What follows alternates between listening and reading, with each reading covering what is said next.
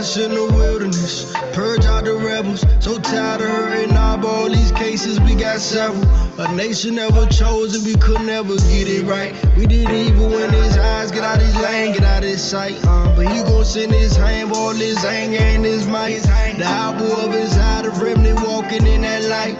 A covenant he made, ain't no way he gon' forget. Got out to the east, that's where we were before them ships. He gon' plead with us face to face. Bring us out them places we been scared that we gon' taste his grace. We don't deserve it by his son, the holy priest in place. Second Maccabees, chapter 2, the verses 8. The cloud coming back again, the whole earth gon' shake. As for that place, it be unknown until he gather us. The same mountain Moses climbed, see what he had for us. Yeah, up on Nebo, the Mashiach, our hero. Deliverance in his blood, he turned our sins to zero. We can't both saved by grace, ain't no works involved. Put this blood in your life, I'm tired of hurting y'all. That promised land, milk and honey, got a turf for y'all. We bringing the kingdom home, just let it work in y'all. Let it work inside you. I will be sanctified inside you right before your rivals. Sprinkle clean waters on us, cleanse us from these idols.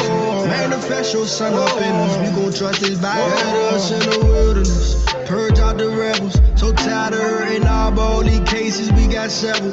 Shaking off this flesh, shaking off these devils, shaking off the dirt out of this graveyard, we special. Got us in the wilderness, purge out the rebels. So tired of hurting all these cases, we got several. Shaking off this flesh, shaking off these devils, shaking off the dirt out of this graveyard, we special. Got us in the wilderness.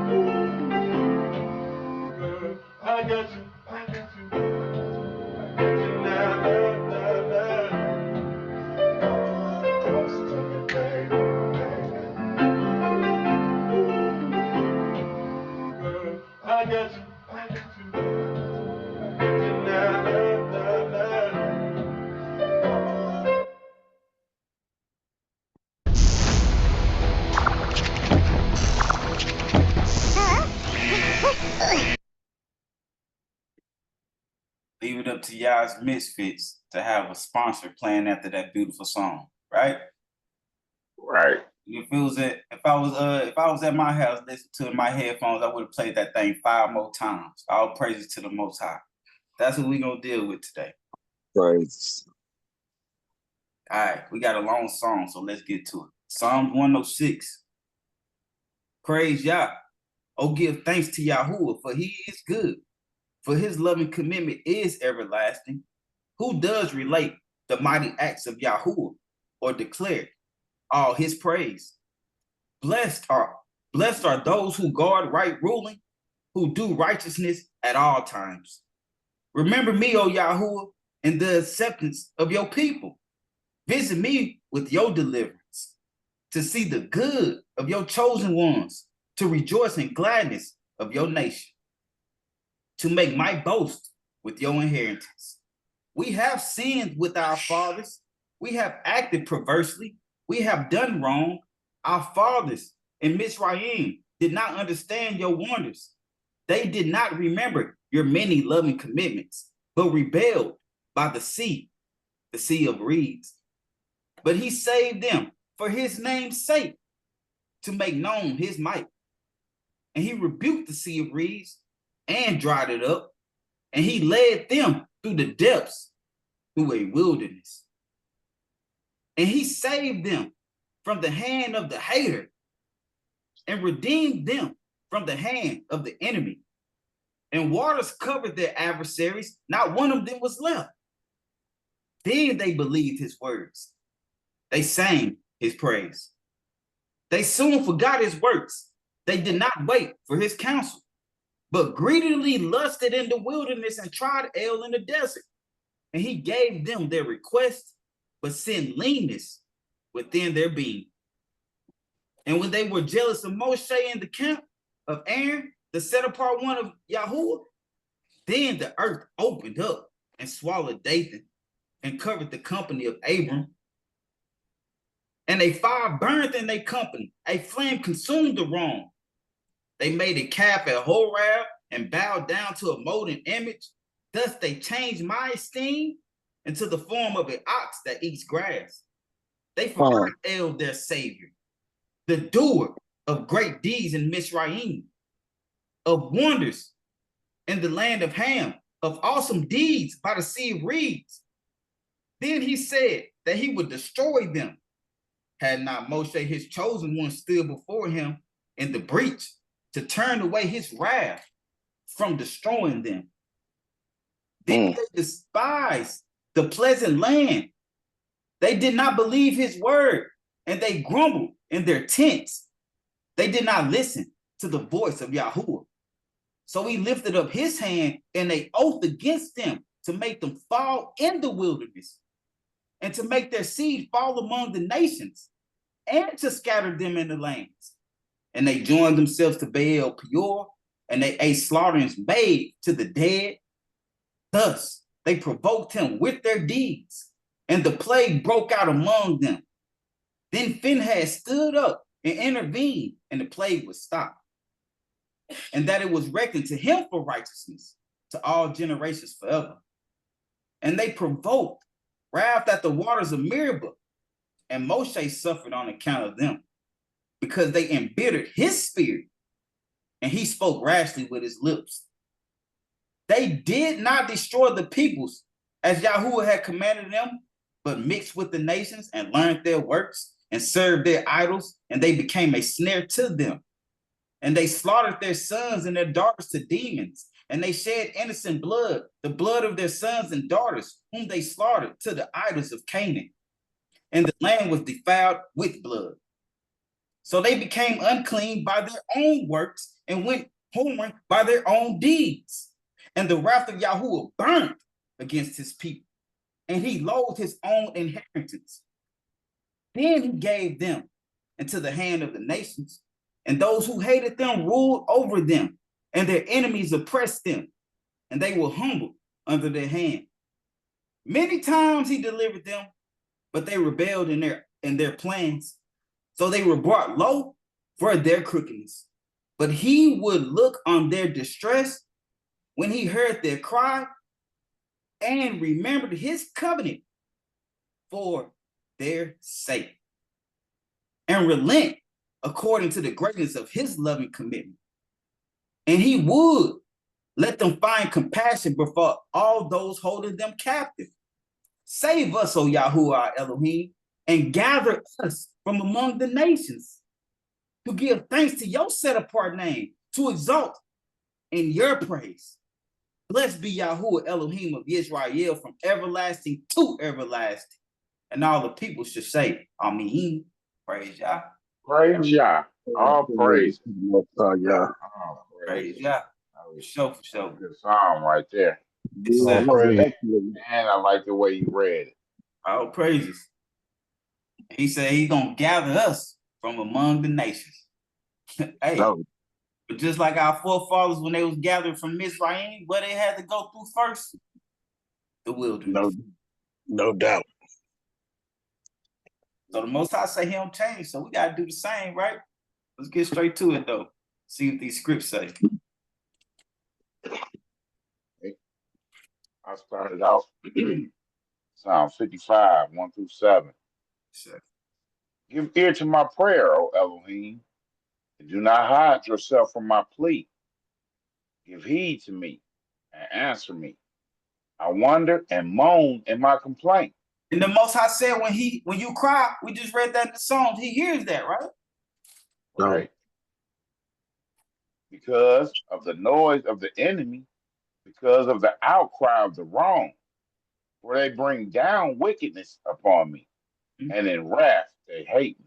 And in wrath, Big Man was just talking about that before we got in the assembly. We hated by all nations. In wrath, they hate us. It's not we're just like, man, you did something to me, so I hate you. No, just out of straight wrath, they hate us, man. No. Straight up. My heart is pain within me, and the frights of death has fallen upon me. Fear and trembling have come upon me, and shuddering covers me. And I said, And who that's will why give me wings?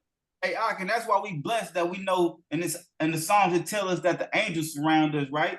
Because if you don't Right. have these angels surrounding you, fear and trembling come upon you, you don't know if I might get pulled over and get killed. I don't know. I might just be walking down the street and my brother don't like me and he shoot me, right?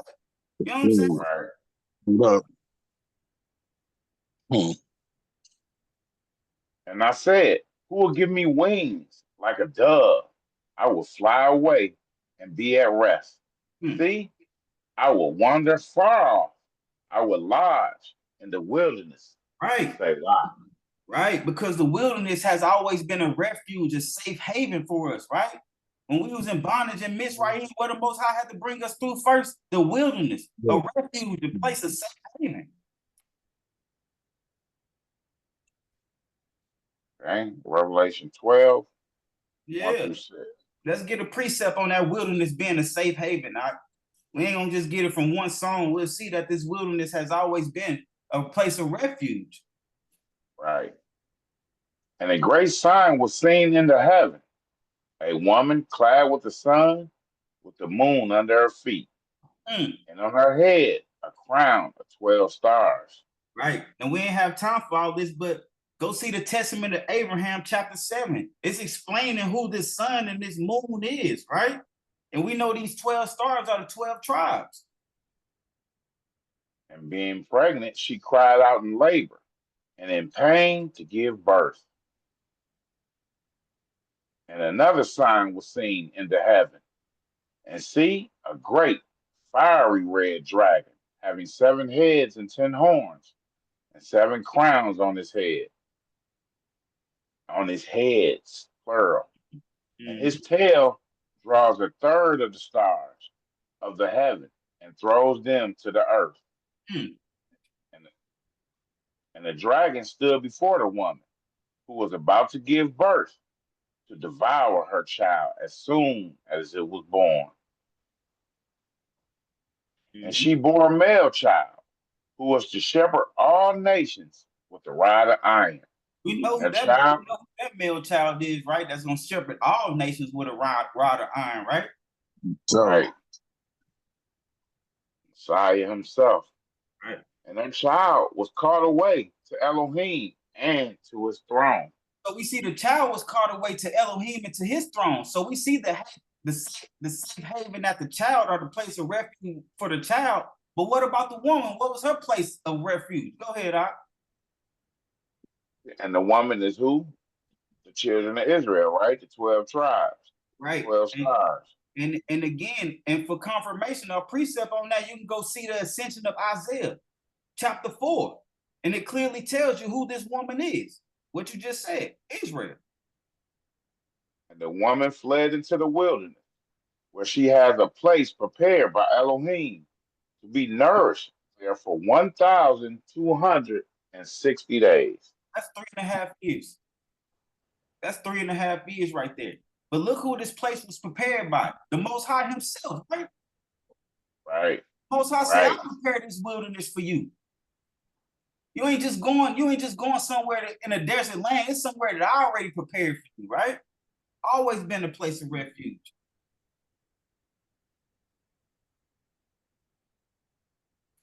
Malachi chapter 3, 3 and 1. See, I am sending my messenger, and he shall prepare the way before me. Then suddenly the master you are seeking comes to his Hekal, even the messenger of the covenant, in whom you delight. See, he is coming, said Yahuwah of hosts. Even the messenger of the covenant. Again, we know who we're talking about right here then, right? Mm-hmm. And who was able to bear the day of his coming? And who was able to stand when he appears? For he is like the fire of a refiner, and like the soap of a landerer. And he shall sit as a refiner and a cleanser of silver, and he shall cleanse the sons of Levi, and refine them as gold and silver, and they shall belong to Yahuwah, bringing near an offering in righteousness. And later on, we're going to see that it's going to be many made more priests to the Most High. We ain't just talking about the tribe of Levi. We talking about the set apart ones even coming across the land. But we're going to read that later, and we're going to see who they talking about when they say the sons of Levi at this point. Go ahead, Al. Then shall the offering of Yehuda and Jerusalem be pleasant to Yahuwah, as in the days of old, as in former years. Mm-hmm. And I shall draw near to you for right ruling. For judgment, right? And I shall be a swift witness against the practices of witchcraft, and against adulterers, and against them that swear to falsehood, and against those who oppress the wage earner in his wages, and widows, and the fatherless, and those who turn away a sojourner, and do not fear me, said Yahuwah of hosts. And that had me scared right there, man. Because when I read that before, I was like, and those who turn away a sojourner. That made me think about my brothers on the corner that say, you can't be saved, Gentile. The Most High say, I'm going to draw to you in judgment. And every time you told the Gentile he can't be saved, this scripture says different. You turn the Gentile away. You turn them away. But the Most High said, don't do that. He said, I'm going to judge you for that, man. I'm going to be a swift witness against you. Right. You know, it's just like a lot of hate. You know, they done basically start following the camp that they was in, and they keep teaching it, and it just trickles down. Man. People ready, scared to get kicked out of their camp, so they won't follow the Most High. They like to praise the man, just like they wouldn't follow the Messiah. Same thing. Right, and we just read that last week, for sure. For I am Yahuwah, I shall not change, and you, O sons of Jacob, shall not come to an end. All praises, right? All praises. Most High say he don't change, so this is why we got his word right here. He say I don't change, so you read my word, you know how I get down. Ain't no changing in me, right? And then he told us we shall not come to an end, even though we put out here, you know what I'm saying, in captivity. He say you ain't coming to an end though. No doubt. Okay. Moving on to Ezekiel chapter 20, verse 4 and 5. Get to it. Judge them, son of man, judge them. Make known to them the abominations of their fathers. And you shall say to them, thus says the Master Yah, on the day when I chose Israel and lifted my hand in an oath to the seed of the house of Yaakov, and made myself known to them in the land of Mizraim. I lifted my hand in an oath to them, saying, I am Yahuwah, your Elohim. And we was just reading about that again in that song when he said, I lifted my hand in the oath, right? Most High can only swear by itself. Okay, jumping down to verse 10. So I took them out of the land of Mizraim, and I brought them into the wilderness, and I gave them my laws and showed them my right rulings, which if a man does, he shall live by them. Right. And I also gave them my Sabbath to be a sign between them and me, to know that I am Yahuwah. Wait, so you said this Sabbath is a sign? Sign. So, Most High and his people. And he said that I brought him in the wilderness, right? So that means when we brought in the wilderness, that means we're gonna be keeping the Sabbath in the wilderness? No doubt. Sir. Oh, okay. No doubt. Sir. Hey, make sure y'all ain't standing next to y'all male in the wilderness, man. Guilty by association, man. Man. Hey, it's plain and simple in this verse too. He said, I also gave them my Sabbath to be a sign Right, For sure. It's For a sure. sign, right, between right, them and me right. to know, that I am Yahuwah who sets them apart. Who sets us apart out? Most The High most sets high. us. Oh, we ain't setting ourselves apart out here. The Most High set That's us. right, Doc. No, That's sir. right, Doc. That's right, Doc. And then he said, I gave them my Sabbaths, plural. Mm-hmm. And ain't just talking about the 7th-day Sabbath either, right? Right. All right, let's keep going. But the house of Israel rebelled against me in the wilderness. They Hmm. did not walk in my laws, and they rejected my right rulings, which, if a man does, he shall live by them.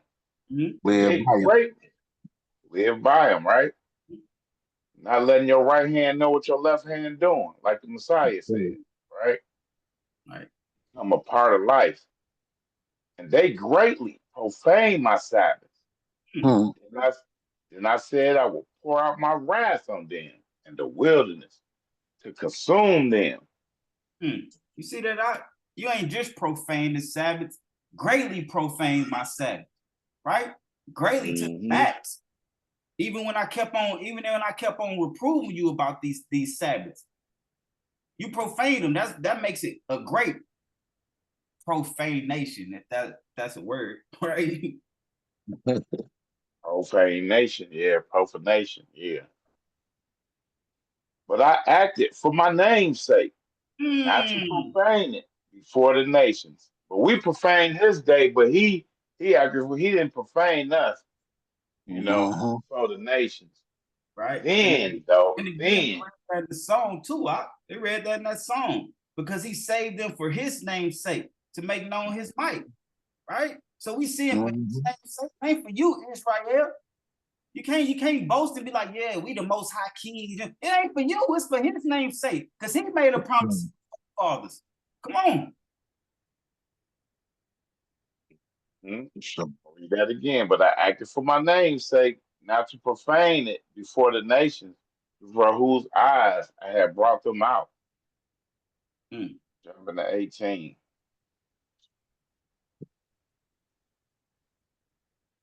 And I said to their children in the wilderness, do not walk in the laws of your fathers, nor observe their rulings, nor defile yourselves with their idols. That's why Mashiach had to come touch down. Because the doctrine was so polluted during the times of the Pharisees as it is today. Think about how the doctrine. Yes, sir. They walk according to their own laws in these doctrines or in Christianity, right? They walk according to their own rulings in these religions, right? Right. And they defile themselves with idols in these religions. For sure. For sure. What the Most High said, he said, I am Yahuwah, your Elohim, walk in my laws and guard my right rules and do them. And what? And do them. That's a work right there. I know we just came off of belief, but it says and do them. That sounds like a work to me. For sure.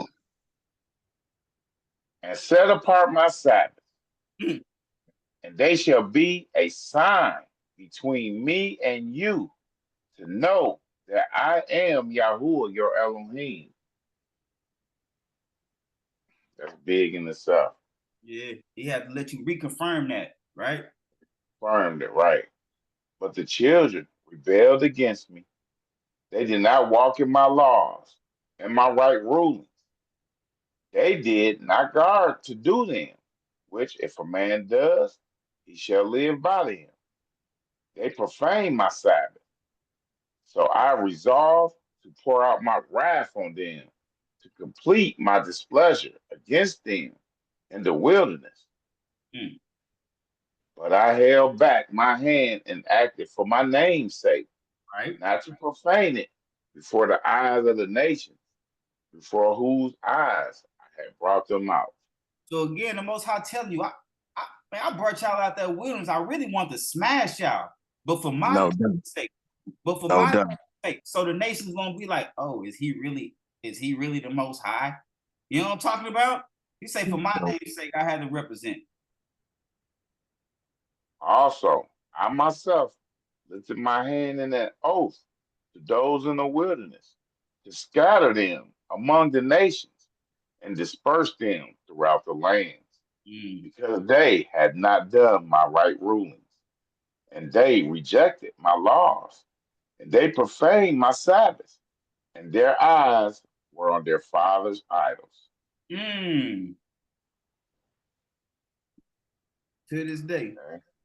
To this day. And I also gave them up to laws that were not good, right rulings by which they would not live. The Most High say, I gave you up to your strong delusions. For sure. For sure. Straight up, huh? When he say, I gave them up to laws that were not good and rulings that if they did them, they wouldn't live by. He say, man, this what you want to do. Go ahead. I'll give you over to that strong delusion. As I live, declares the Master Yah, do not I, with a mighty hand, with an outstretched arm, and with wrath poured out, reign over you? And I shall bring you out from the people and gather you out of the lands where you are scattered, with a mighty hand and with an outstretched arm, and with wrath poured out. All praises, right? And that's it again, that's what we read in that song. When it says, save us, O Yahuwah our Elohim, and gather us from among the nations, right? Because he said he'll do it. We just read it. He said he gonna do it.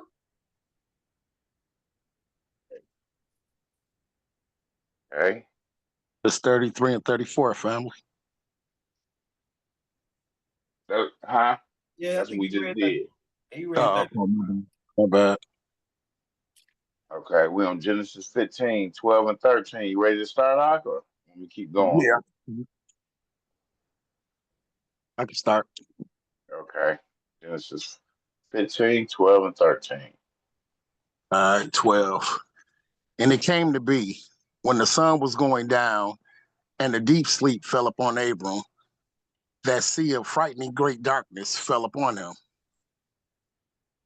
And he said to Abram, know for certain that your seed are to be the sojourners in the land that is not theirs, and shall serve them, and they shall afflict them 400 years. So we're talking about when we was in Egypt for 400 years? Is that what we're talking about? Because he said no for certain, right?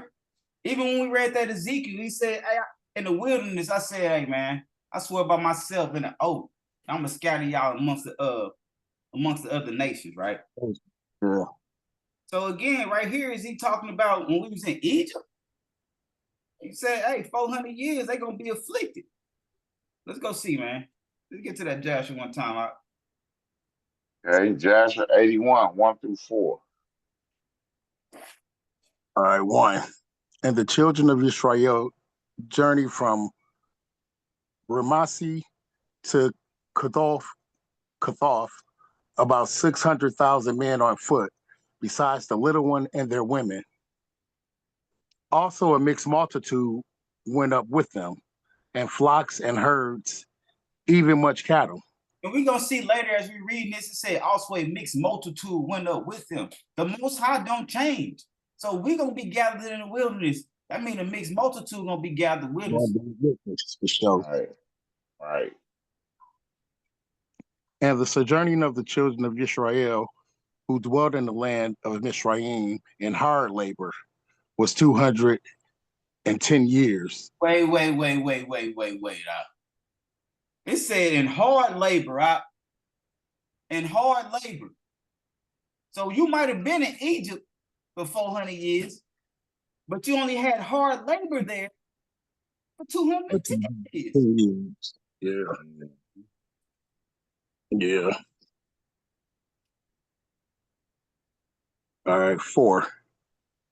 And at the end of 210 years, Yahuwah brought forth the children of Israel from Mizraim with a strong hand. That's that same outstretched arm, right? That he said he's going to gather, right? Mm-hmm. Okay. So we see this can't be talking about when we was in Egypt then, huh? Yeah. Right. So what is this talking about? Let's get back to it then and see. Okay. Genesis 15, verse 14 through 16. All right, 14. But the nation whom they serve, I am going to judge, and afterwards let them come out with the great possessions. Hmm. Now, as for you, you are to go to your fathers in peace. You are to be buried at a good old age. Then in the fourth generation, they shall return here, for the crookedness of the Amorites is not yet complete. He said the crookedness of the Amorites. It didn't say the Amorites are not yet complete. So a lot of people read this and they say, ain't no more Amorites around. The Amorites. So we gotta be talking about Egypt because the Amorites gone. Mind you, the Amorites were still around during the time of Shaul or Saul, the king Saul, right? So even if we was talking about the completion of the Amorites, they were still around at that time. But it says the crookedness of the Amorites. The Amorites, yeah. I mean, the works Amorites, right? And that crooked works, right? So let's get some more background on who are these Amorites, man. That's real blurry. Is it? Yes, it is. You gonna read it for us. Let me see. We want the Amorites. This one out of the dictionary, right? Are we looking for first? Yeah, get that encyclopedia off the dictionary first. I mean encyclopedia first. Yeah, that's what this is. And it say, and don't forget, it say in the fourth generation, they shall return here, right? So if we looking at a generation as 1,000 years, think about it. From Abraham to Mashiach, that's 2,000 years. And from Mashiach to us is another 2,000 years. If we looking at a generation that's 1,000 years, that's 4 generations, That's 4 generations. From Abraham to Mashiach is 2,000 years. From Mashiach to us is another 2,000 years. That's 4 generations, man. Come on. Okay, Amorites. Name. Akkad. That's the Hebrew name, Akkad. The Akkadian. No, from the Akkadian, it's called Amaru. So we're looking at in the Akkadian or their language, they call it the Amorites Amaru. Amaru? Yes, sir. Serve to the translation. Okay, the translation, the summer. Martu. So in the Sumer, so the Sumerians called them Martu. The Akkadians called them Amaru. The Sumerians called them Martu. Go ahead, Al. Both are often translated as Westerners. Both are often translated as what? Westerners. Westerners. If you look at it in these days right now, who are called the Westerners? We are. We are. We are. Everybody in the land over there say Westerners. We're looking at the Amorites and they are called what? Westerners. If we look at Jerusalem right now and what the Amorites land was, what Jerusalem was and what the Amorites land was, the Amorites were eastern to Jerusalem. So why are they called Westerners? While this seemed adequate as an explanation of the name from the viewpoint of Babylonia, right? It fails to explain either the use of the name by the Amorites themselves. Why would they call themselves Westerners? Why would they call themselves Westerners? Go ahead, Al. No, but hey, I'm asking myself, why they calling themselves Western? Okay, they might be west of Babylon, but of all other lands, especially lands, that we stay in, or lands like Egypt, they not west of that. All right, that's why they say the Wild Wild West. Okay.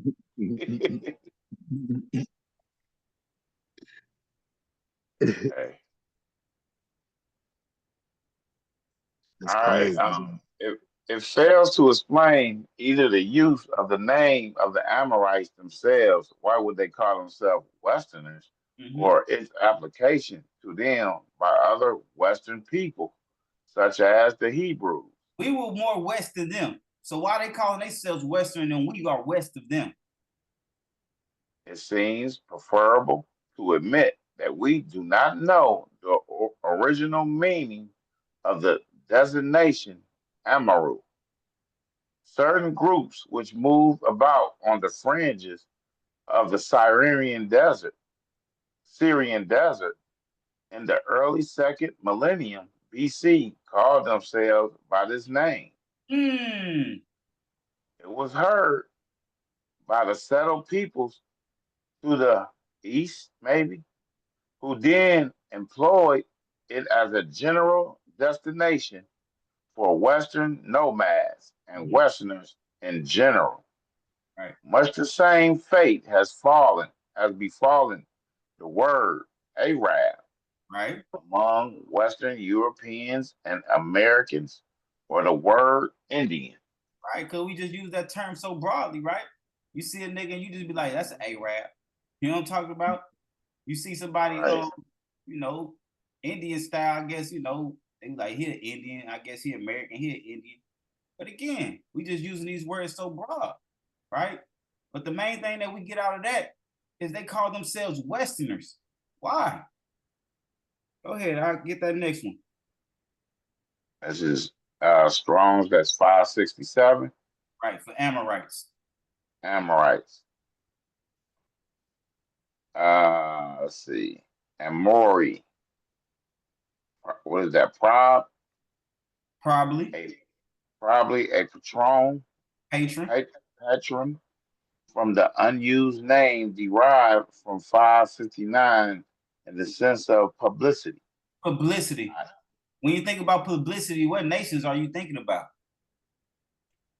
Man, you got to be talking about like the Western nations because, Right, you know, they like publicity. right. They push it, right? Man, think about what nation is talked about in every news sect. You can watch Russian TV or Russian news. I watch it. Guess what nation they talking about? A Western nation. Publicity. Mm. Prominence, thus, the mountaineer and An example, Amorite. let's say, i.e., an example, prominence. Exactly. Yeah. Again, when you think about Western nations and prominence, who do you think about? Come on, man. Thus, a mountaineer, an Amorite, one of the Canaanitish tribes, Hmm. Amorite. So, and this is strictly in my opinion. We just looking it up and we just reading. But after reading this strictly in my opinion, I think it's Amorites still among us. All they said was they Westerns. They never said what they look like or nothing like that. It's Westerners, right? And then they say one of the Canaanitish tribes, Right. Amorite. Right. But you know the mixing, you know, they basically come from the Canaanite tribes. But after mixing, you know, all that's, you know, be done daughter, you know. Sister Naphtali, she be going in talking about the Canaanites and all them. I think she got some good videos uh, pointing out that some of these white people are Canaanites. Hey, come on. Them Philistines, we can go prove that Philistines with white people. And they come from a Canaanite tribe. We can go prove that Philistines was that. That's another topic for another day. Mind you, when they migrated to the land of Palestine, what they call right now, where did they come from? The Caucasus Mountains. But again, that's another discussion for another day. Yeah. Right. All right. Joshua, chapter 24. What Joshua had to say about this? 14 and 15. All right. Go ahead, 14. man. And now fear Yahuwah, serve him in perfection and in truth, and put away the mighty ones which your fathers served beyond the river and in Mizraim, and serve Yahuwah. And if it seems evil in your eyes to serve Yahuwah, Choose for yourselves this day whom you are going to serve, whether the mighty ones which your fathers served that were beyond the river, or the mighty ones of the Amorites, in whose land you dwell. But Mm. in my house, we serve Yahuwah. These Westerns, whose land you dwell in to this day. These Amorites, and whose land you dwell in to this day. These Westerns. For sure. Come on, choose who you gonna serve right now. In the Westerners' land, this Amorite land. The Most High are the mighty ones that your father served. Come on. That's going to church tomorrow. Come on, man. Because going to church tomorrow. Right up. We just want to show that these Amorites and who they are, right? And we want to show again. We want to show that this is the time right now. Where it's saying the fourth generation, they shall return here. We on our way. Real talk, Real talk. Make it plain. Right. Plain and simple, right? Real simple. Hey, throw me a little wine on that note.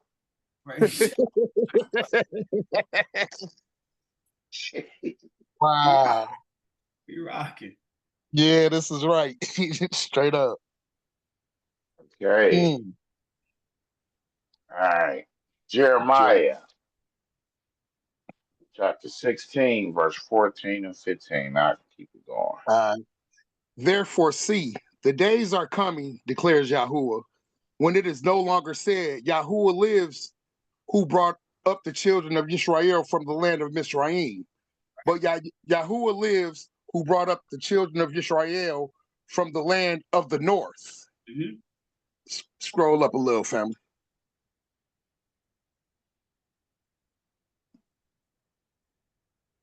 There you go.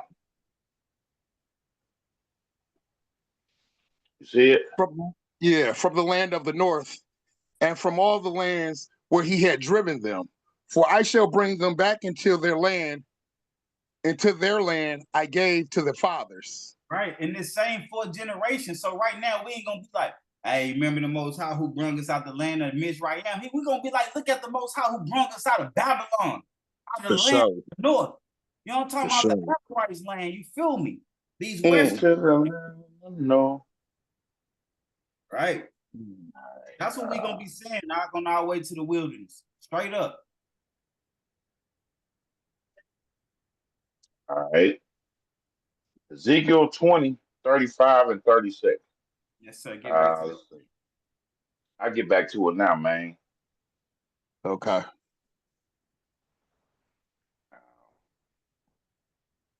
35.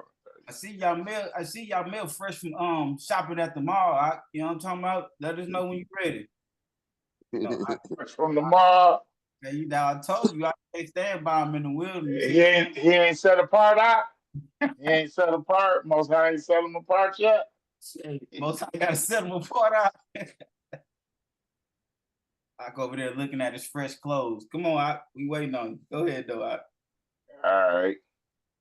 Ezekiel 20, 35, 36. And I shall bring you into the wilderness of the peoples, and shall enter into judgment with you face to face there. As I enter into judgment with your fathers in the wilderness of the land of Mizraim.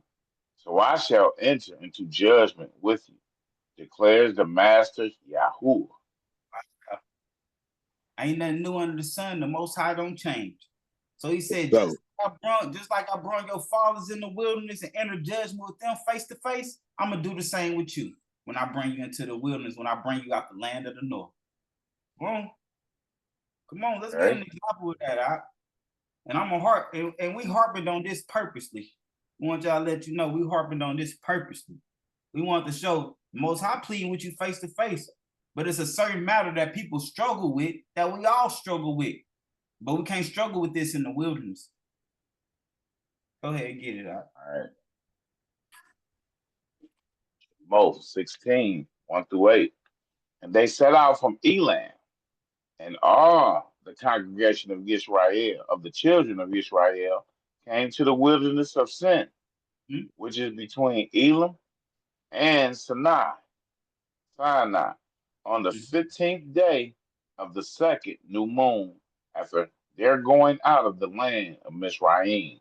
And we know Sinai is the same mountain as Horeb, the same set apart mountain, right, of the Most High. Where Moses, we ain't got the commandments, where Moses seen that burning bush, all these things. Same mountain, Sinai.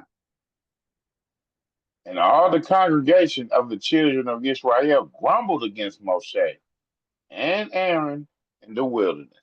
Mm. And the children of Israel said to them, if only we had died by the hands of Yahuwah in the land of Mizraim, when we sat by the pots of meat, Mm. and when we ate bread to satisfaction. For Mm. you have brought us out into the wilderness to put all this assembly to death with hunger. Oh, they done seen the great wonders of the Most High, but all they thinking about is food in the wilderness, right? Hmm. And Yahuwah said to Moshe, see, I am raining bread from the heavens for you, and the people shall go out and gather a day's portion every day in order to try them, whether they walk in my Torah or not. Look at that. The Most High say get a day's portion every day in order to what? The Most High trying you when he's doing these things. He Oh, trying you. Said, oh, how they gonna get down? Feel me? Let me see if they gonna listen to Right? mm, Then he said to gather a day's portion. So that would be a command, right? me. Show. Don't get 2 days portion, just get Right, 1 day's portion. right. And you know they so hungry, they like, man, I'm about to get a lot of this. More than a day's portion, Right. And it shall be on the 6th day that they shall prepare what they bring in, and it shall be twice as much as they gather daily. right? On the 6th day, I wonder why he said that. Go ahead, And Moshe and Aaron said to all the children of Israel, at evening you shall know that Yahuwah has brought you out of the land of Mizraim. And in the morning you shall see the esteem of Yahuwah, right? for he hears your grumblings against Yahuwah. And what are we that you grumble against us? Right, because that's how it started. They was grumbling against Moshe and Aaron. They like, what you grumbling against us for? You know what I'm talking about? Mhm. And Moshe said, and that Yahuwah gives you meat to eat in the evening and in the morning, bread to satisfaction, for Yahuwah hears your grumbling which you make against him. That's how when mm, reading this, that start making you think about your diet too. Right? I mean, you don't need to be waking up just eating no meat. Most I say I give you meat in the evening and bread in the morning, right? mm, Mm. mm.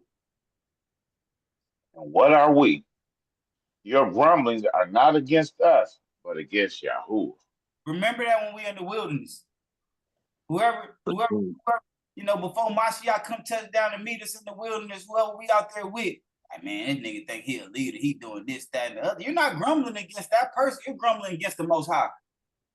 Mm. Right. Jumping to 11. And Yahuwah spoke to Moshe, saying, I have heard the grumblings of the children of Israel. Speak to them, saying, between the evening you are to eat meat, and in the morning you are to be satisfied with bread. And you shall know that I am Yahuwah, your Elohim. Hmm. And it came to be that quails came up at evening and covered the camp, and in the morning the dew lay all around the camp, What's that and do? the layer and the layer of dew went up, and see, on the surface of the wilderness was a small round substance, as fine as frost on the ground. Hmm. And the children of Israel saw, and they said to each other, what is it? For they did not know what it was. And Moshe said to them, it is the bread which Yahuwah has given you to eat. Okay. Mm. Moshe answered that question then, right? Mhm. Right. Jumping down to 21. Okay. And they gathered it every morning, each one according to his need. And when the sun came, and when the sun became hot, it melted. And Mm. it came to be on the sixth day that they gathered twice as much bread, 2 omers for each one. And all the rulers of the congregation came and told Moshe. You see that? On the sixth day, because we read that early, he say, and they shall bring on the sixth day and prepare what they bring in. So now he's telling you, and the congregation came to Moshe like, hey, they gathering more than they day's portion. Because you remember the Most High trying them said, gather a day's portion. But on the sixth day, they gathered twice as much. What is that? And he said to them, this is what Yahuwah has said. Who said it? Tomorrow, Yahuwah said, tomorrow is a rest, a Sabbath set apart to Yahuwah. Set apart to who? To the Most High Yah. Set apart to Israel. To the Most High. Oh, okay. He the one who sanctified you and set you apart, right? Right. And this day is set apart to him. I'll never get that Right. twisted. That which you bake, and that which you cook. And lay up for yourselves all that is left over to keep until morning. And they laid it up till morning, as Moshe commanded. And it did not stink, and no worms was in it. Because before they tried to gather more, and everything they gathered, it started stinking. Right. And worms came up out of it. Worms came out of it when they was trying to gather more than they were supposed to. Like a poached out with Coke on it. Worms came out of it. And Moshe said, eat it today, for today is a Sabbath to Yahuwah. Today you do not find it in the field.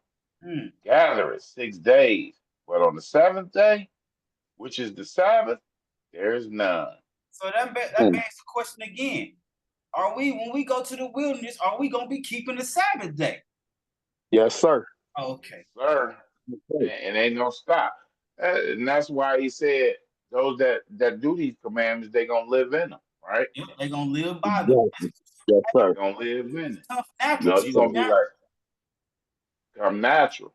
Yeah, it ain't even like, oh, let me keep this command. It's natural. It's a way of life. Way of life. Way of life. Hey, you see the wilderness, turn the other way. Feel me?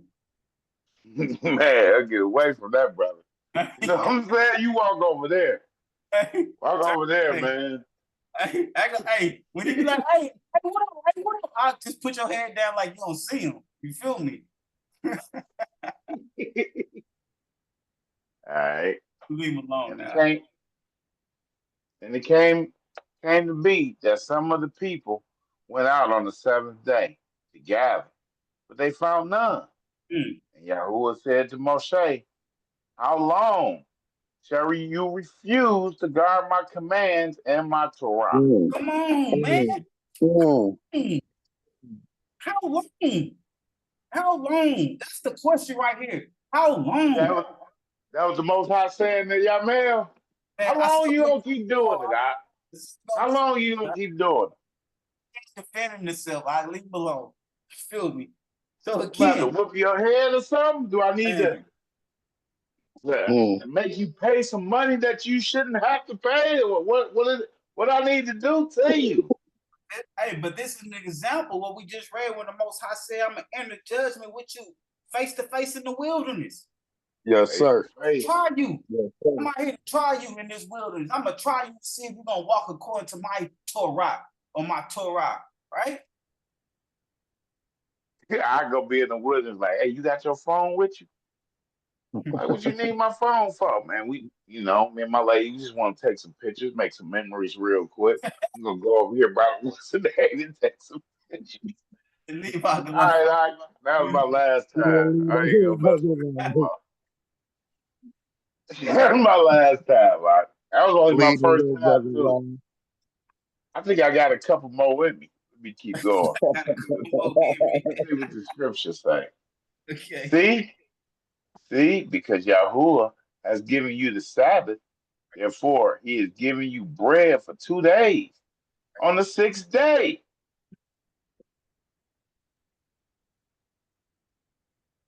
So a way you can prepare is like when you buy food on the 6th day, you can buy double. That way you got something for the 7th day too. Is that a good way to prepare?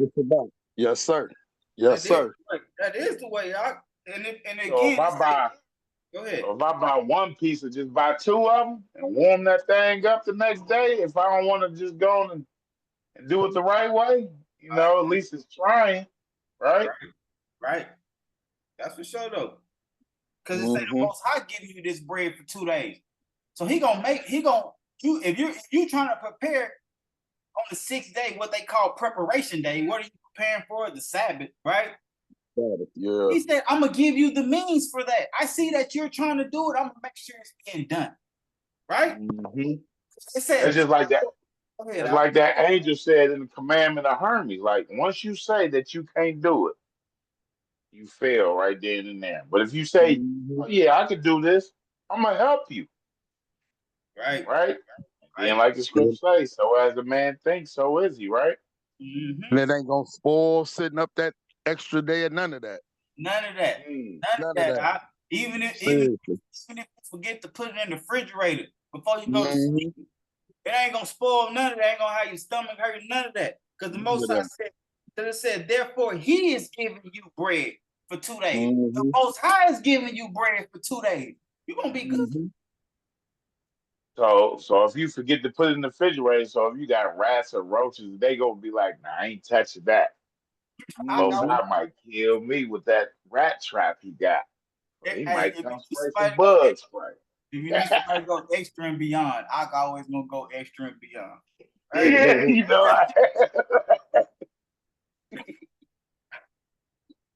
All right. Let each one stay in his place.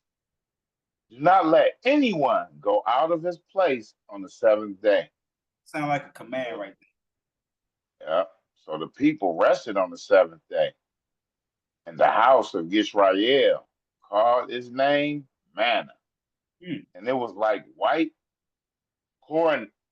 coriander seed. And the taste of it was like thin cakes made with honey. Yeah, I remember I gave us a verse on this a long time ago. We're going to have to deal with it. You know what I'm talking about?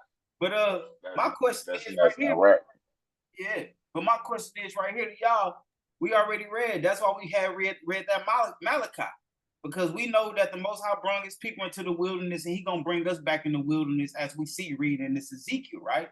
For sure. So He going to bring us in the wilderness. I mean, we going to have some manna too. For sure. Let's go see about that. Let's go see what we're going to be dealing with when we're in the wilderness, right? I want to know, and I know there's a bunch of hungry brothers around me, you know what I'm saying, specifically Big Eye, wondering what we going to eat in the wilderness, right? Let's see. Oh, we got with him. Second Ezra. Okay. Chapter 1:15 through 23. And it reads. Oh, wait, start at that 38. Huh? Oh, wait. Hold on. I'm pretty sure you better than me where we at. Okay, wherever you got, go ahead. Second Ezra, chapter 1:15 to 23. That's what y'all got. Okay, let's go with that. Wait. We already read that Exodus. We coming off that. Okay, I'm just trying to catch up. Okay, go ahead. Yeah, we just read the Exodus. Yeah. That says El Shaddai Yahuwah, the quails were as a sign to you. I gave you tents for your safeguard. Nevertheless, ye murmured there. And triumph not in my name for the destruction of your enemies. But ever to this day do ye yet murmur. You see that? We gotta cut that murmuring short right now. It said to this day you still murmuring. Even when I bless you and wake you up in the morning, you still got something to complain about throughout the day. Right? Still murmuring throughout the day. Go to this job. Right. Get up and go to this job. He got you up though. Right. And you still murmuring to this day. So these one things that we have to cut out before we get to the wilderness. Right? Because this is going to our destruction. Definitely. Definitely. Where are the benefits that I have done for you? When you were hungry and thirsty in the wilderness, did ye not cry unto me, saying, why have you brought us into the wilderness to kill us? It had been better for us to have served the Mizraim than to die in this wilderness. And then we just read that in this Exodus. Yeah. Mhm. Yes. Then I had pity upon your mournings and gave you manna to eat. So ye did eat angels' bread. Mm. When ye were thirsty, did I not cleave the rock and waters flowed out to your field? For the heat, I covered you with the leaves of the trees. In the wilderness, don't forget we're in the wilderness. He said, I still covered you in the wilderness with the leaves of the trees. Think about you go to a desert land in Africa, man, and they ain't got, you look at the desert land. No trees. They got no trees, no nothing, right? Also, I say I brought you to the desert land and still covered you with trees. I divided among you a fruitful land, right? Mm-hmm. I cast out the Canaanites, the Perizzites, and the Philistines, Right. before you. What shall I yet do more for you, says Yahuwah? Come on, because that's what everybody forget. Who cast out all these nations? Not Israel. The Most High did that. All Israel had to do was walk in. The Most High already cleared that thing out. That says El Shaddai Yahuwah. You were in the wilderness, in the river of the Amorim, being the thirst. Amorites being the thirst, and blaspheming my name. I gave you not fire for your blasphemies, but cast a tree in the water and made the river sweet. Place of refuge. Place of refuge. Right here. Even for your blasphemies against the Most High. Because Moshe say, y'all ain't grumbling against me and Aaron. Y'all grumbling against the Most High. Right? And for all your blasphemies and for your grumbling, I still cast a tree in the water and made the river sweet. So you know what the people probably did. They probably grabbed them grapes, squeezed them grapes in that sweet water. Like, boy, we got some grape juice. They say black people like grape juice. Let's keep going about.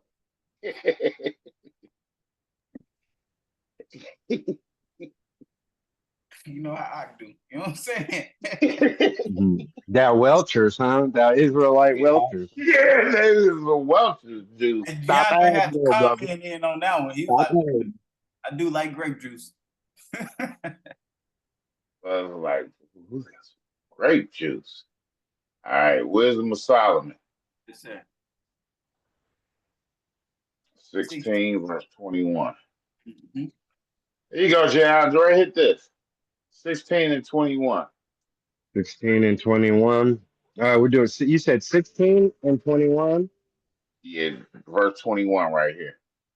For you sustenance declare your sweetness unto your children, and serving to the appetite of the eater, tempered itself to every man's liking. Right. And that's the one that I had put. Don't expand on that. Because we didn't read that 20. You can read it. Instead, whereof you fed your own people with angels' food, and did send them from heaven bread prepared without their labor, able to content every man's delight and agreeing to every taste. Right. So that manna was agreeing to every taste that you wanted. You know, So then if you got thought it tastes like steak, it tastes like steak. Right. Right. Then you got that sweet water, throw a little grape in there, you got you some grape Kool-Aid. Say your sustenance, right? Your sustenance. Right. And this is the definition of sustenance, right? Food and drink regarded as a source of strength. Food and drink regarded as a source of strength. nourishment. Another definition for sustenance, the maintaining of someone or something in life or existence. But again, what we're dealing with, we'll go with that first definition, nourishment, right? Nourishment, right? Just like when David was hungry, how he ate that showbread. They were starving. They said when David ate that, his spirit came back to him, give him strength. Okay, Second Ezra. Okay, because I was jumping ahead earlier. I wasn't sure where we was, but now where we at, I know where we at. So now we see that we ate manna, and it was good to our liking. The Most High made the water sweet. But we read in Malachi, the Most High changed. So I asked Big Man again that. So we gonna be eating manna when we go in the wilderness? Or what do the Most High have prepared for us when we go to the wilderness to eat? Man, he made some big animals for us to eat. You know what I'm saying? I'm hungry. Look at he hungry already. I'm ready for it. That's how it happened. That's how it happened. I can't wait. All right. 4th Ezra 6 and verse 38. And I said, "Oh Yahuwah, you spoke from the beginning of creation, even the first day, and said thus, let heaven and earth be made. And your word was a perfect work." It's a perfect work, right? Look at the creation around us. Perfection, Right. right? Now we got to see what he made during that creation, right? Yes, sir. He made something good. 49. Then you ordained 2 living creatures. The one you call Behemoth and the other Leviathan. Mm-hmm. And did separate the one from the other for the 7th part, namely, where the water was gathered together might not hold them both. Because they both so big, right? Right. Put Behemoth and Leviathan in the same waters, right? They're gonna either clash or they're gonna try to find separate places to go, and somebody's gonna see them, or they're gonna be revealed, right? Mm-hmm. And to Behemoth, you gave 1 part, which was dried up the 3rd day. So he's talking about a certain part of water that was dried up on the 3rd day. So Behemoth originally was in the water, but it was dried up on the 3rd day. And then what happened out? That he should dwell in the same part, wherein there are 1,000 hills. Do anybody know where it's a place where 1,000 hills are? If you do, that's what Behemoth is. But unto Leviathan, you gave the 7th part, namely the moist, and have kept him to be devoured, of whom you will, and when. To be devoured. That means to be eaten, right? And the aspect that we talking about, right? So have him to be devoured, of whom you will, and when. So at the time, go ahead, Doc. So basically he's saying that you kept him to be eaten of by who gonna eat him and when they gonna eat him. What did he say? He said Aiden. Aiden? Huh? I know I'll be making up words sometimes, but Aiden, I'm pretty sure that's not a word. Yeah, like who gonna eat him? I thought it was eating, not Aiden. Yeah. No, it said have kept him to be devoured, to be eaten, eaten, of whom you will. Who gonna eat him? Right. And when they gonna eat him? That's basically what he said. Right, but he didn't say Aiden though. That's a good question though. Okay. When they said, "Wait, will you come in the house?" and you say, "I got me some chips in the house," what you say when they gone? Who ate them up? Okay, then. Who ate them up? But you put Ateing. You said Aiden. I thought you was trying. At first, I thought you was talking about DeAndre Aiden that be hooping. I was like, what? Yeah. I don't know what's wrong with him, Mark. All right, Psalm 74. So we gonna eat them out. And y'all ain't getting none of my hot sauce. Oh, I go. He enjoyed it. Y'all ain't They be like, where y'all mail go? He went to just go get finished hot trying on sauce. clothes, y'all Doc. ain't getting none of my hot sauce. I hear how brothers doing, brothers missing me. I ain't sharing that. That brother said I was trying on my new clothes I bought today. You know what I'm saying? Man, he got some new brown corduroys out. Yeah, gotta really find out who's going to church tomorrow. You know what I'm saying? Right.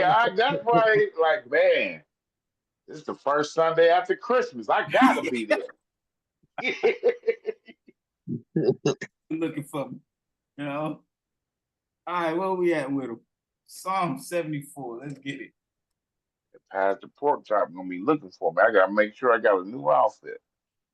All right, Psalm 74, 12 through 14. Don't let the brother that just got him a new outfit read that.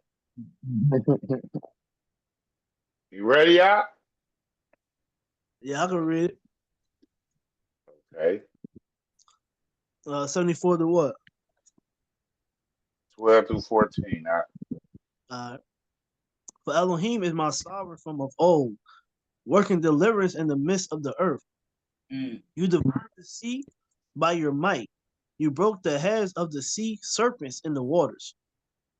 You broke the heads of Leviathan in pieces. You made him food for the people living in the wilderness. So now we got one thing we're gonna be eating, because it said what you said. It said you kept Leviathan to be devoured, of whom you will win. We know who gonna eat them. We know who's gonna eat Leviathan, the people in the wilderness. Right? Right. All right.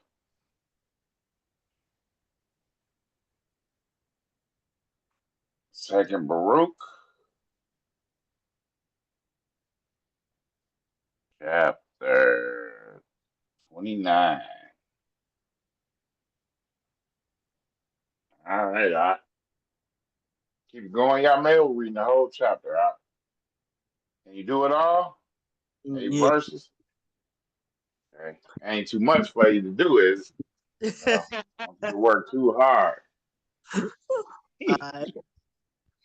And he answered and said unto me, whatsoever will then befall will befall the whole earth. Therefore, all who live will experience them. For at that time, I will protect only those who are found in those same days in this land. In this land, what land is he talking about? Those who gonna be protected? Man, it's Holy Land, huh? But you gotta go through the wilderness to get there, right? We ain't there. Right. We ain't there yet. He said you gotta go through this wilderness. I'm gonna protect you and purge out the rebels in this wilderness, but you gotta go through the person. I'm protecting y'all. Yeah. And it shall come to pass when all is accomplished that was to come to pass in those parts, that Hamashiach shall then begin to be revealed. And Behemoth shall be revealed from his place. Those 1,000 hills. And Leviathan shall ascend from the sea. Those two great monsters which I created on the 5th day of creation, and shall have kept until that time. So it seems like he created these monsters, but hey, monster was dwelling on the 1,000 hills. We don't know how tall these hills are. So it begs the question: when the flood came, did these animals still remain? Just begs the question. Yeah. Okay. So, and I think Behemoth, like you said, I think he was originally, and he could survive in the water, right? Yes, sir. Yes, sir. Remember, he was created for the water, but him and Leviathan was too big to dwell in the same waters. Yeah, I wonder how they gonna die. They gonna fight each other? Nope. I read something before that said they was gonna fight each other, and one of them was gonna die or something like that. Hey, they gonna send a straight killer. Y'all know how I do in a video game. They gonna send a straight killer. You know what I'm talking about? Go get that bill mark. Go get that Leviathan for a straight killer. You know what I'm saying? I can't like that. You know what he go? You know what he gonna say, y'all, Mel? What's that? Bill mark. He right there in front, right there. And who gotta come do the killing? Me. Here I come. I'm coming. I'm coming. Y'all know how I get down. Y'all know what it is. Cut it out. It's two of them. I'm like, calm down, right? Calm down. They coming. They coming. Man, hey, big man, we on tonight. I don't care how dizzy you get. You get back on tonight. You know what I'm saying? I read something in that Job, man. I feel like only the Most High could kill the Leviathan. I'm not sure though. Are you talking about that Job 40 or 41? I know what you're talking about. All right, so I was thinking maybe the Most High is gonna just be like, yo, you know, Michael, go get him. Yeah, you know what I'm saying? Because you can never get Leviathan, because nobody never even touched the depths of the sea, so we don't know how far, how deep he is down there. But he said he's gonna ascend up. He's gonna ascend up. So we're like, man, they said that like some divers was diving in some deep sea. They said it was like a sea up under the sea, right? Yeah. They said they was going down in there, and the only thing they saw something, and it looked like an eye bigger than everything that they done seen. Looking at them, like. I heard about that too. Yeah. Okay. You gotta understand the Most High separate the firmaments from the firmaments. So we don't know what's below us. Nobody never touched the depths of the sea. We don't know. Right. Leviathan is definitely. Or they haven't explored all of the land either.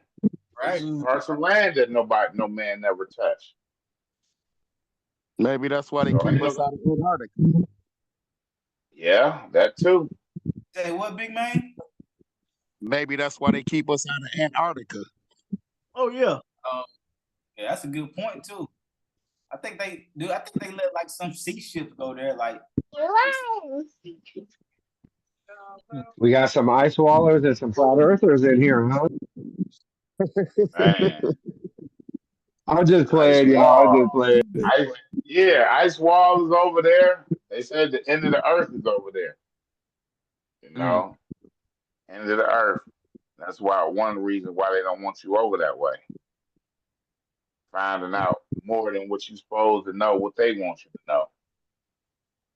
Because I guess you see something like that, you be like, the Bible must be true. We in the dome. You know what I'm saying? Man, you can only, and it's more. It ain't the end of the earth. It's just that. It's just what you can't go past. You see what I'm saying? Boundary. Yeah, a boundary. There you go. There you go. It's a boundary. All right. Those two great monsters which I created on the 5th day of creation, and shall have kept until that time, and then they shall be for food for all that are left.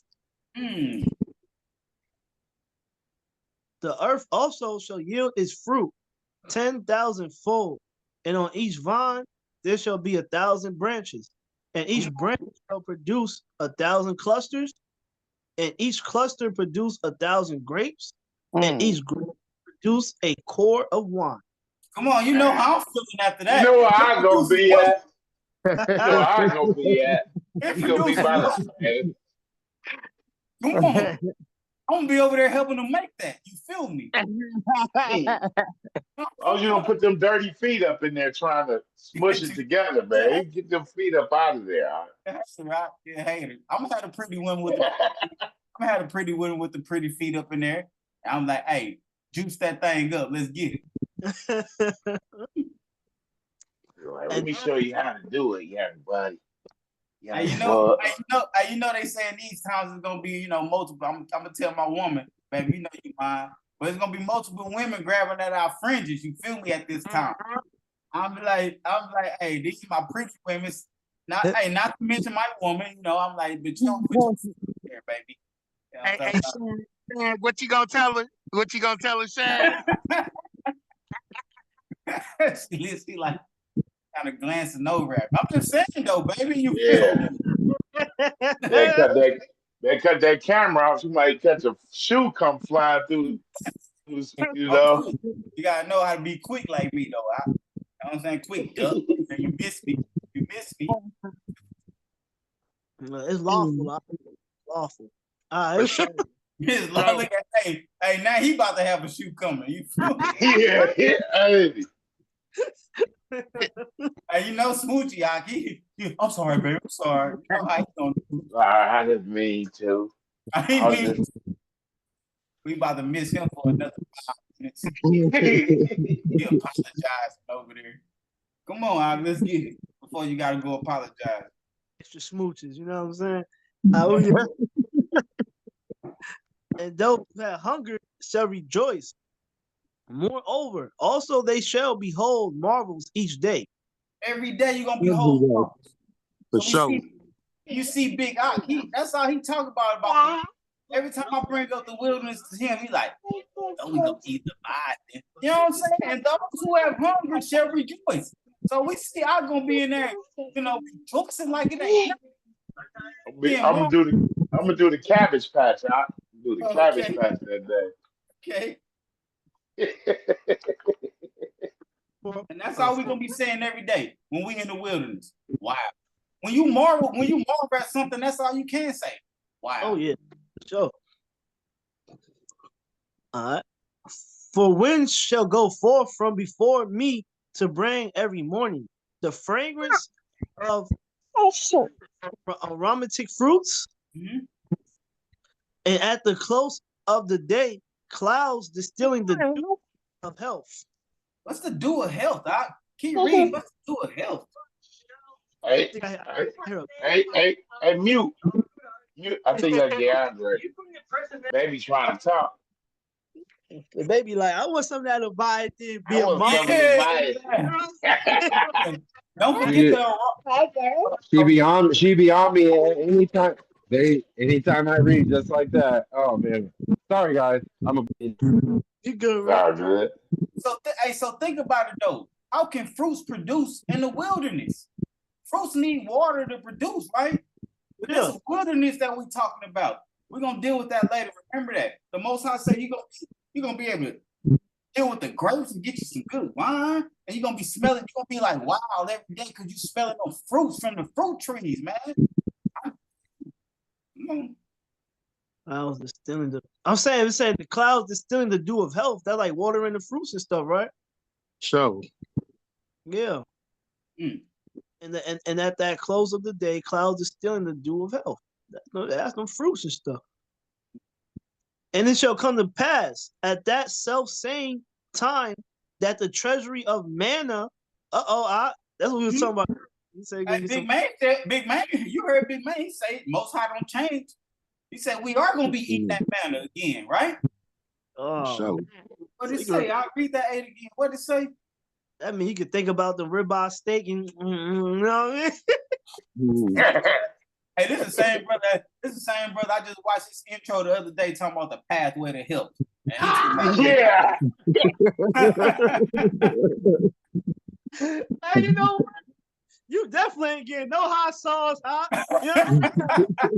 It's okay. I'm coming with my own seasonings out. Yeah. I got slap your mom in his pocket. Nah, I got some of that Tony Satchero. And it shall come to pass at that self same time that the treasury of manna shall again descend from on high. And they will eat of it in those years, because these are they who have come to the consummation of time. Consummation, like the end of time, right? Right. The end. Come to the end. Let's say the treasury of manna. That means the Most High keeping that manna right now, right? No, for sure. All praises. All praises to the Most High Yahweh. All right, I just, hey, we could have left this one out, but we just had to read this one out. I know. We just had to read this one though. So let's just get it and deal with it. Okay. Enoch 59, 3 through 14. You can hit it, man. All right. 3. Then Holy Michael said to me, "Why are you so disturbed at this vision? Hitherto has existed the day of mercy, and he has been merciful and long-suffering towards all who dwell upon the earth. But when the time shall come, then the power, the punishment, and the judgment which Yahuwah Testavo has prepared for those who prostrate themselves to the judgment of righteousness, for those who abjure that judgment, and for those who take his name in vain. That day has been prepared for the elect as a covenant, and for sinners as an inquisition." Right, because the Most High told you this day was coming. So for the elect, it's a covenant, like, oh, the Most High promise is being fulfilled. But for sinners, it's an inquisition, meaning the Most High about to search them out, intensely investigate these sinners, right? So these same ones that abjure his judgment, abjure mean to renounce, solemnly renounce, right? What they believe.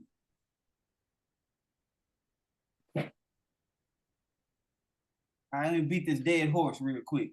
That's why I said we ain't have to read it, but it was just so hard. I was like, we gotta read it. So we're gonna beat the dead horse on this verse 7. Go ahead, though. Y'all hear me? Yeah. Okay. 7. In that day shall be distributed 2 monsters, a female monster whose name is Leviathan, dwelling in the depths of the sea above the springs of waters, and a male monster whose name is Babbos, which possesses Behemoth, which possesses on his breath the invisible wilderness. And that thing had me so perplexed. I'm like, Most High give some understanding on that. I'm ready, right? The invisible wilderness on his breast. Right. The invisible wilderness. Man.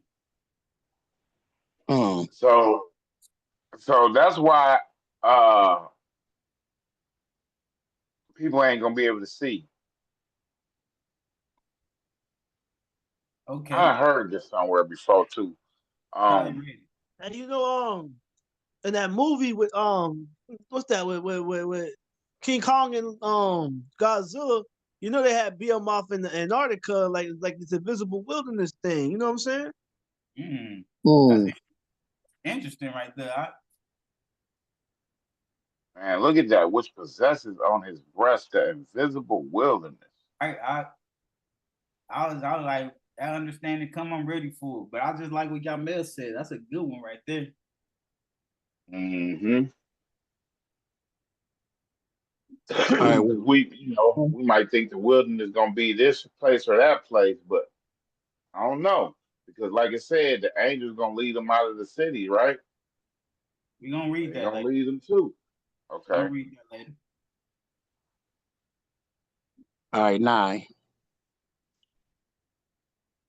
His name was Dindigan in the east of the garden, where the elect and the righteous will dwell, where he received it from my ancestor, who was man, from Adam, the first man, whom Yahuwah Testavo made.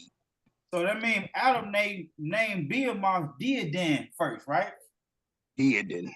So that means, again, we already know that the creatures were created before man, right?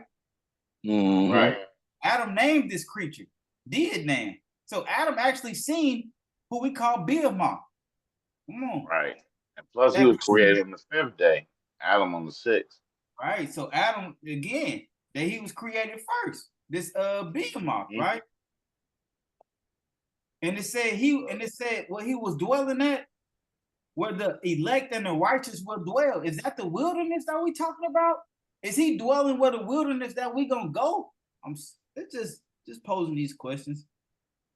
You say whether the elect and the righteous will dwell.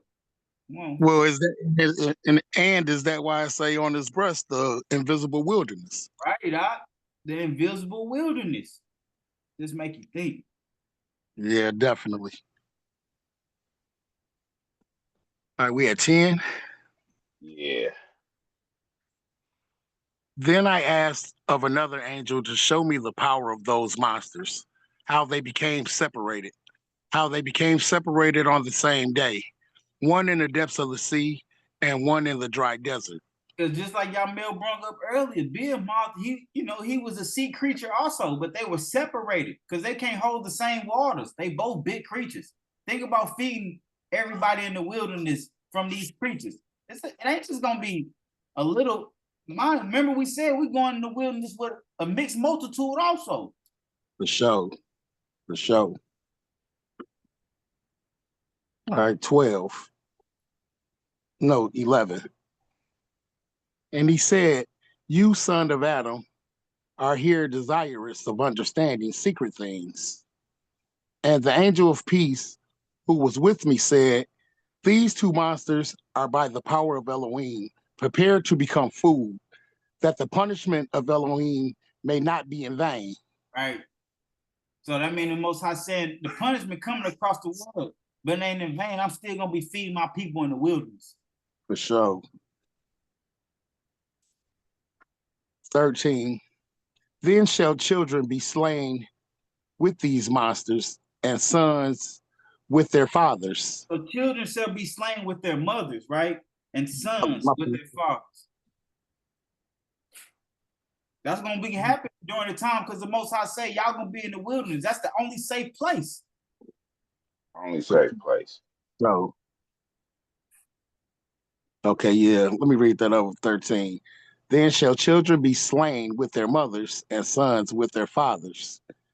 And when the punishment of Yahuwah Testavot shall continue upon them, shall it continue, that the punishment of Yahuwah Testavot may not take place in vain. After that, judgment shall exist with mercy and long suffering.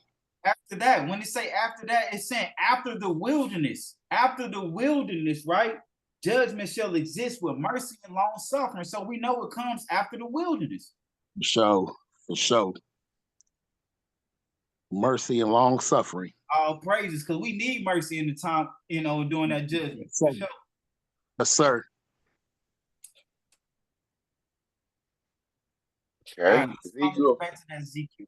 Okay, you got it out. Yes, sir. Ezekiel 20, 37 and 38. All right. And I shall make you pass. Go ahead. Okay. And I shall make you pass under the rod, and shall bring you into the bond of the covenant. Hold on. And in my opinion, this that same rod that we read earlier when we read that Psalms, right? I shall make you pass under the rod. That's Mashiach right there. Oh, the rod we talking about. And shall bring you in the bond of the covenant. Okay. You're gonna rule with a what? A rod. All right, 38.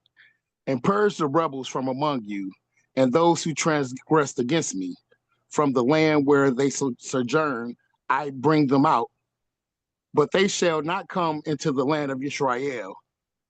And you shall know that I am Yahuwah. That's nasty right there. Gather us in the wilderness, purge out the rebels. That's what I'm trying to tell y'all. Watch these brothers that don't want to keep that Sabbath, man. Don't stand next to him. Most High purging out rebels in the wilderness, right? He can keep his hot sauce. He can keep his hot sauce. You know what I'm saying? Most High say he purging you with your hot sauce. Fool me. Yeah, he gotta get back to the mic. You hear him scrambling to the mic.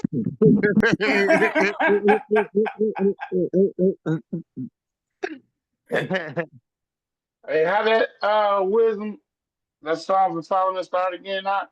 Behold, O master. You can take this one, Rude. Okay.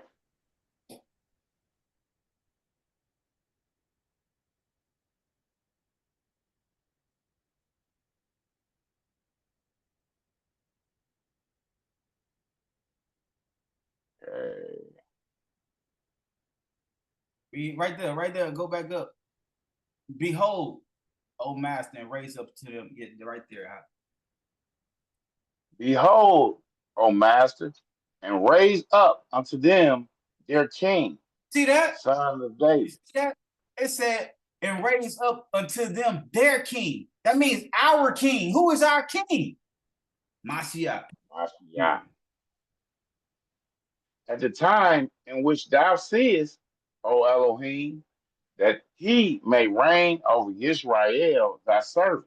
That's what he's doing. That's why when we read earlier, it said, and Mashiach will begin to be revealed, right? Because he already knocking heads across the world, and then he's going to be revealed in the wilderness. And gird him with strength, that he may shatter unrighteous rulers, and that he may purge Jerusalem from nations that trample her down to destruction. Come on. That's what they doing. That's what they doing. Jerusalem ain't no holy land right now when these other nations are in it. All they do they got all kind of gay stuff going on over there. Come on, trampling it down to destruction. And that's what the Messiah said. It's going to be trampled down by the nations to the time of the Gentiles be fulfilled. Hey, when I'm seeing them starting to blow, and when I'm looking at them on the news blowing up all these things, and you know what I'm saying? They say when we go back to the land, we're gonna have to rebuild. Look at what they're doing right now.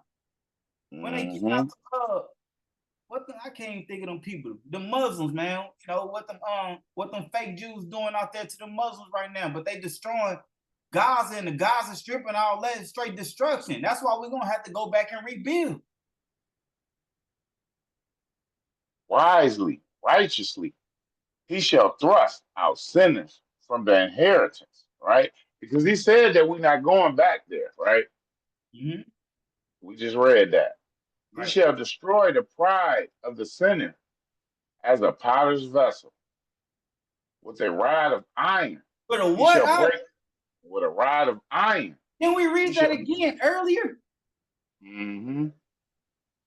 With a rod of iron, he shall break in pieces all their substance. He shall destroy the godless nation with the word of his mouth. Come on. At his rebuke, nations shall flee before him. Mm-hmm. And he shall reprove sinners for the thoughts of their heart. The thoughts of their what? Of their heart. Because the Most High already know what you're thinking. When you grumbling in the wilderness and you thinking all this, the Most High said, I'm going to prove that. And he shall gather together a holy people, whom he shall lead in righteousness. Come on. Who's going to lead us to the land? Mashiach. Right. And he shall judge the tribes of the people that has been sanctified by the Master, his Elohim. That's other nations right there. He will judge the tribes of the peoples. These are other nations. We're going to the wilderness with a mixed multitude, man. And he shall not suffer unrighteousness to lodge any more in their midst. Right. Nor shall there dwell with them any man that knoweth wickedness. You see that? That's why he said, I'm purging out these rebels. They can't dwell amongst you in this wilderness. I'm purging them out.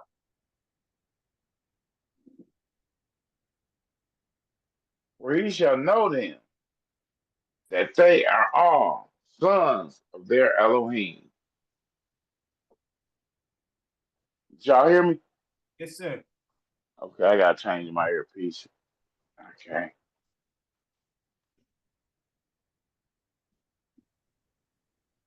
Okay.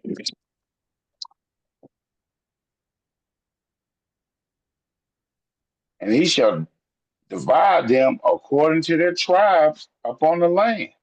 And neither sojourner nor alien shall sojourn with them anymore. A division. He shall judge peoples and nations in the wisdom of his righteousness. Selah. Think about that. And we almost want to stop right there, but it just keep going harder and harder, so we gotta keep it up. Go ahead, Doc. and he shall have the heathen nations to serve him under his yoke. Go right with that revelation, right? Yes, sir. And he shall glorify the master in the place to be seen of all the earth. That Mount Zion, In my opinion, honestly, the top. Yeah, and like I said, this same land is, I mean, this same mountain is being sanctified until we regather to it. So yeah, I agree with that. And he shall purge Jerusalem, making it holy as of old. Is Jerusalem holy right now? No. No, sir. So that nations shall come from the ends of the earth to see his glory. So now we know what the nation is really coming to see, right? Mm-hmm. Bringing as gifts her sons who have fainted, and to see glory, and to see the glory of the Most High Yah, wherewith Elohim hath glorified him. And he shall be a righteous king, taught of Elohim over them. Right. There shall be. So I just want y'all to remember this for when we finish reading later. When it says, bringing as gifts her sons who have fainted. The nations, when we be able to go back to the land, it's not going to be that, oh, that we just made a way for ourselves and I just came up on a check, so I'm about to go back to the land. The nations are going to make a way for us to go back to the land. The nations are going to make a way for us to go back to the land. And when they bring us back to the land, it's going to be as a gift. And they're going to be like, I brought your people back. They be going to saying to Mashiach, I brought your people back. Can you see that as a repentance or a sign as a gift or, as a tithe, anything, right? But I just want y'all to remember that because we're going to read that later. Go ahead. Okay. And there shall be no unrighteousness in his days in their midst, for all shall be holy, and their king the anointed of the Most High. For he shall not put his trust in horse and rider and bow, nor shall he multiply for himself gold and silver for war, nor shall he gather confidence from a multitude for the day of battle. Right, because he come in his set apart ones, right? From the heavens, right? For the master himself is his king, the hope of him that is mighty, through his hope in Elohim.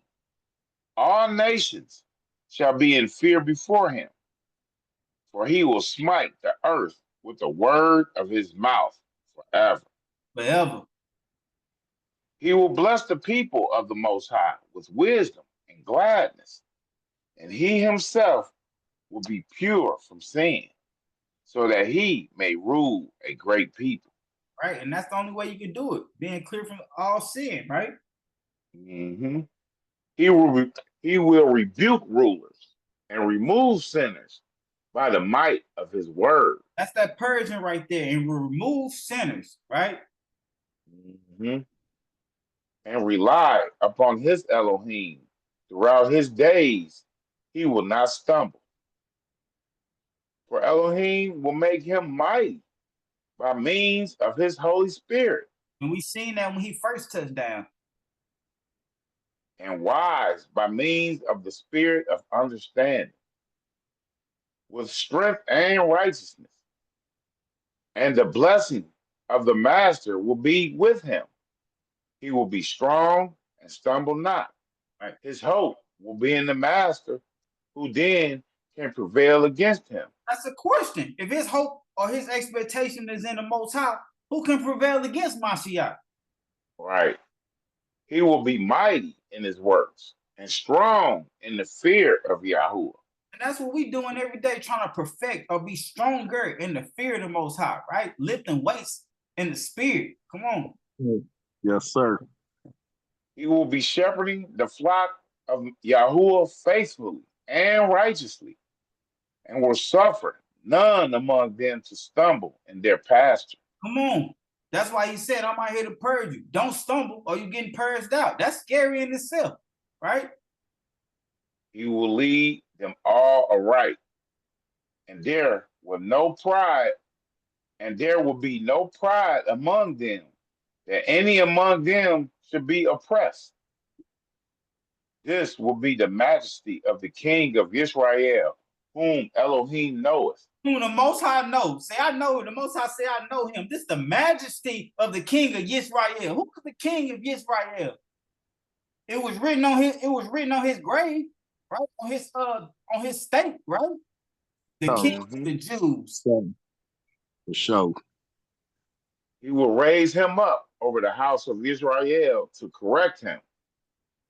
His words shall be more refined than costly gold. Come on. The words that he is giving you, especially in the wilderness, are more precious than costly gold.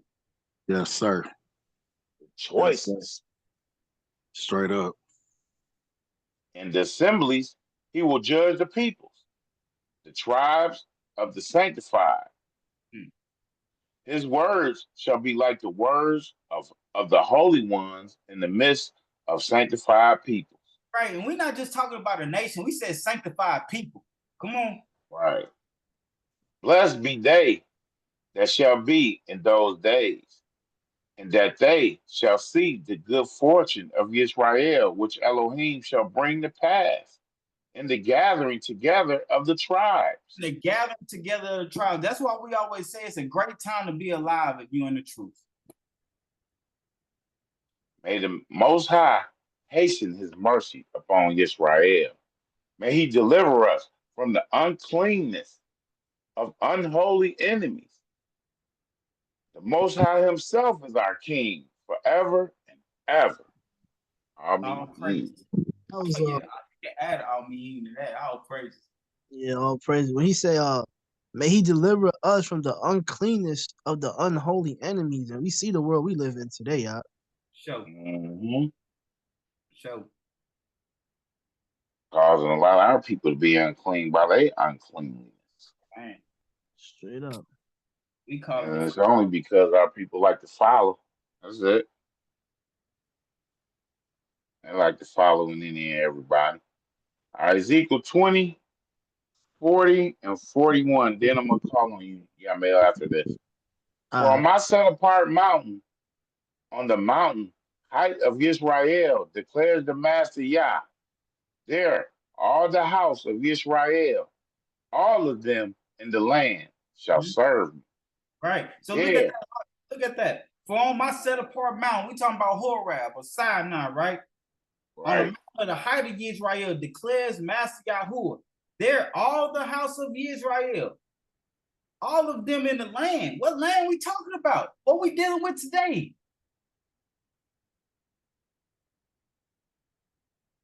They should serve me.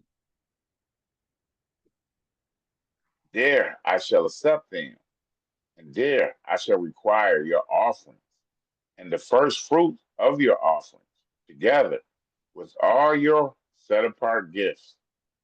As a sweet fragrance, I shall accept you when I bring you out from the people. Look at that. So now you ain't he say the Most High, just like when our people used to offer up offerings as a sweet fragrance to the Most High, he said, I'm accepting you now as a sweet fragrance, right? When I bring you out from all the people.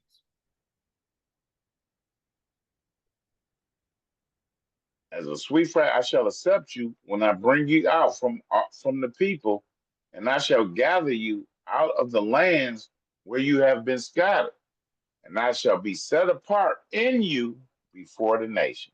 I will be sanctified inside you right before the nations. All right? Right before your rivals. Yeah, there it is. We listened to the song earlier. I'm gonna be sanctified inside you before these nations. So now the nations gonna see, oh, this is set apart Israel right before my eyes, man. Right. Okay. Jeremiah 31, 1 through 9. Yamel, you ready? Yeah, I'm ready. Okay. At that time declares Yah, I shall be the Elohim of all the clans of Israel, and they shall be my people. Thus said Yahuwah, a people escaped from the sword, found favor in the wilderness. So that's deep right there. That's we know what's gonna be going on in them last days. You know what I'm saying? Mm-hmm. From the sword. And the Most High said, well, we found grace, favor in the wilderness, right? Mm-hmm. That's why when we read that Psalms 55, it said, oh, that I might find rest, that I might soar, into the wilderness, right? A place of refuge. There's gonna be some crazy times, man. We going into it too. Mm-hmm. Thus say Yah, a people escaped from the sword, found favor in the wilderness. Israel, where it went to find rest. Mm-hmm. Yahuwah appeared to me from afar, saying, I had loved you with an everlasting love. Therefore, I shall draw you with loving commitment. Mercy. I'm going to build you again. Wait, and you again means another time. I'm going to build you again. That's another time, huh? It would be like we was being built up in the wilderness. It gave us the laws and all that. Mm-hmm. Again. I'm going to build you again, and you shall be rebuilt. O maiden of Israel, again you shall take up your trombones. What's it, trombones? Tambourines. And go forth in the dances of those who rejoice. Tambourines are like the things you shake. Yeah, like when they be in church and they be shaking them little tambourines and hitting them. Oh yeah, music like little circle things. Yeah, man. Shag know all about that stuff. I was just about to say y'all Mel about to be, he like a primetime tambourine player. We Israel got them tambourines. I'm smooth. I'm more saxophone. I'm smooth now. I'll shake a tambourine. I ain't that good at it though. Again, you shall plant vines on the mountains of Shemaron. Samaria. The planters shall plant and treat them as common. For there shall be a day when the watchmen cry on Mount Ephraim, arise and let us go up to Zion, to Yahuwah our Elohim. For thus say Yah, sing with gladness for Jacob, and shout among the chief of the nations. Cry out, give praise, and say, O Yah, save your people, right? Save your people, the remnant of Israel. Started like that with that song, Save Us, O Yahoo. We started with that. Go ahead. Praise, man, straight up. See, I am bringing them forth, the land of the north, and shall gather them from the ends of the earth. Among them, the blind and the lame, those with child, all praises, right? Because we got kids. We want our kids to be on them chairs with us too, huh? You know what I'm saying? Come on. You don't want your kids going through them famines, that destruction that's coming on the earth, man. Them plagues that's coming on the earth. You know what I'm saying? Among them, the blind. And I remember that discussion you brought out, man's obedience determines his household, man. You know what I'm saying? Right. So we want our kids with us, man. Among them, the blind and the lame, those with child, and those in labor, together, a great assembly returning here. Mosiah said he gathering everybody, man. Everybody, right. With weeping, they shall come, and with their prayers, I bring them. I shall make them walk by rivers of waters in a straight way in which they do not stumble. For I shall be father to Israel, and Ephraim, he is my firstborn. He is my firstborn. I thought we had a stoppage right here. Yeah, this is it. Oh, okay, yeah. Because that Ephraim, he is my firstborn. Made me think. Ephraim, his firstborn? What does that mean? What does that mean? Right. Why does it say Ephraim is my firstborn? was wondering. We Because about he to read it? gonna adopt all the rest of the nations. You say what up? He gonna adopt all the rest of the nations, but we the first. But he specifically said Ephraim is my firstborn though. We are his firstborn. Right? But we Judah, Yahudah, right? Yeah. I think Judah was the older brother, right? Ephraim, Ephraim don't even come from Ephraim, Joseph, Ephraim and Manasseh. Right. Yeah. Ephraim and Manasseh come from Joseph. And Ephraim was the second born. Manasseh was the firstborn, right? Right. Hmm. But he just said Ephraim is my firstborn. Okay, go ahead. Where you at with it, Doc? That's a good Hosea question. 13, 1-9. All right. When Ephraim spoke, there was trembling. Mhm. He was lifted up in Israel, but through Baal he became guilty and he died. So let's pause it right here. It said when Ephraim spoke, there was trembling. Why when Ephraim spoke was trembling? We have to understand if we go back and read. It lets you know. Originally, the Ark of the Covenant, it was first where? In Shiloh. The Ark of the Covenant in its first place was in Shiloh, which is where? In Ephraim. Right? Hmm.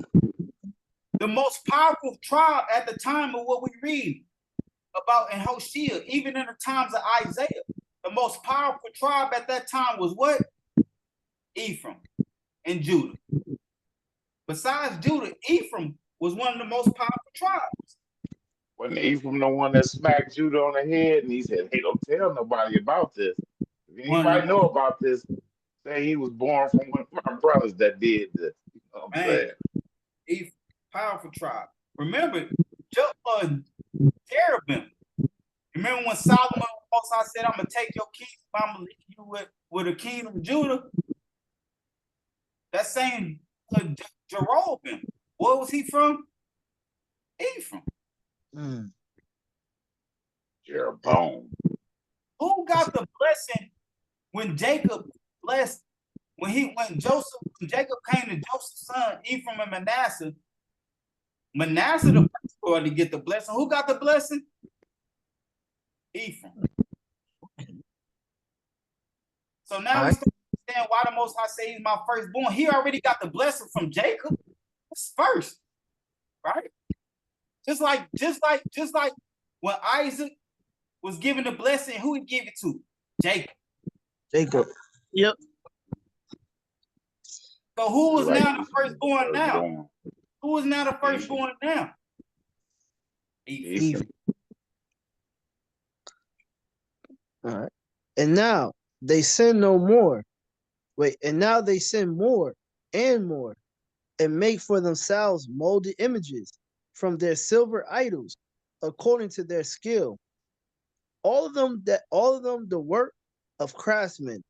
They say of them, let the man who slaughtered kiss the calves. Ephraim got real wicked. It said they sin more and more. They sin got so bad where they said, hey, if you want to come slaughter, make sure you kiss this calf when you do it. Therefore, they shall be like a morning cloud, and like dew that goes away early, like chaff blown off from the threshing floor, and like smoke from a window. That's why we don't hear about Ephraim like that no more. The Most High said they're going to be like a morning cloud, like dew that goes away early. Right? But I am Yah, your Elohim, since the land of Mizraim, and an Elohim besides me you shall not know, for there is no Savior besides me. I knew you in the wilderness, in the land of droughts. I knew how you been getting down, Ephraim. I knew you in the wilderness. I seen you. When they were fed, they were satisfied. They were satisfied, and their heart was exalted. Therefore, they forgot me. So when you start eating that Behemoth and that Leviathan in the wilderness, you satisfied and all that, don't be like Ephraim. Mm-hmm. Forget about the Most High. So I am become like a lion to them, like a leopard. I watch by the way. So I say he patient. He see you. Yeah, you watching that. And what the lion and leopard do? They watch before they go get their prey, before they devour their prey. Exactly. Patient, watching. Yeah, and the Most High is long suffering, right? Mm-hmm. Like a bear robbed of her young, I attack them and rip open the enclosure of their heart. That's the same thing as purging from the wilderness. I'm watching and being patient. And if you still walking in these same ways, what he say, like a bear that lost her young, I'm gonna rip you apart. Rip open the enclosure of their heart so I can see what's in there. And there I devour them like a lion. A wild beast tear them apart. Man, they don't know about this part. They don't know about this part of Most High, right? Most High love everybody. Man, you know what I'm saying? It's with that fear in you right here, right? Mm-hmm. You had destroyed yourself, O Yisrael, but your help is in me. But that's relieving right there, right? Right. Because we have destroyed ourselves. And then again, remember Ephraim, he says, my firstborn. So read the book of Isaiah, the book of Hosea, what we're reading right now, when he's talking about Ephraim, he's talking about Israel as a whole, because Ephraim was the one who spoke and everybody trembled. Ephraim was the head of all the tribes at this time. Right? So that's not he said, hey, Israel is Ephraim. Ephraim is Israel at this time. Okay. Jeremiah 31. 10 and 21. I got it, Yamael. Got it? I give more. Okay, go ahead. All right. Hear the word of God, O nations, and declare it in the isles afar off, and say, who has scattered Israel, gathers him, and shall guard him. Huh? It said, he who scattered Israel gathers him. He who scattered Israel gathers him, and shall guard him as a shepherd his flock. Right. For Yah shall ransom Jacob and redeem him from the hand of one stronger than he. Come on, look at what we're around. Big man can't say that. I just let out 250 of them things, and I'm about to go smash all these Gentiles. You can't do that. They are stronger than you. They say, oh, you got 250 rounds, I got a tank. Do with that. Man, I said, I'm the one that's gonna ransom you. I got a B-150 that'll fly over you and drop bombs on you. Dang. Yeah. And they shall come in and shall sing on the height of Zion and stream to the goodness of Yah for grain and for new wine and for oil and for the young of the flock and the herd, and their being shall be like a well-watered garden and never languish again. Then shall a maiden rejoice in a dance, and young men and old together. You see that, Doc? You see that? I mean, when we out there, I'm gonna be shucking and jiving, and we're gonna have that. We're gonna have big man and big out shucking and jiving with us. You know, they're gonna be telling us about the pterodactyls and everything. They're gonna be talking about, hey, I remember I did this dance in front of the pterodactyls. You feel me?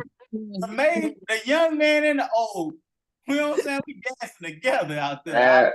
I hope y'all gonna be coming try to do them new age dance. You know what I'm saying? Please don't come out there like that, man. Don't come out there doing that. What's his name? The dance that Travis Hunter be doing online. Don't be coming out there looking like feminine dancing. Oh, Nate and all that, yeah. Yeah, doing the Nate and stuff. Hey, you just make sure you ain't still thinking you in the 70s trying to break dance. You You feel Hey, me? Brother called me the other day talking about, yeah, I had a whole breakdancing crew when I was in school. I'm like, a breakdancing crew? That's what he told me. That's what he told me. Hey, I'm gonna be popping out there. Yeah. You know, they gonna think I'm Turbo. Turbo.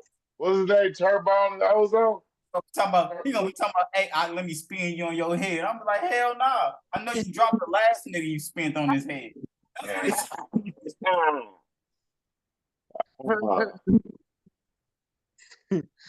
right. Then shall a maiden rejoice in a dance, and young men and old together. And I shall turn their mourning to joy, and shall comfort them, and shall make them rejoice from their sorrow. Praises.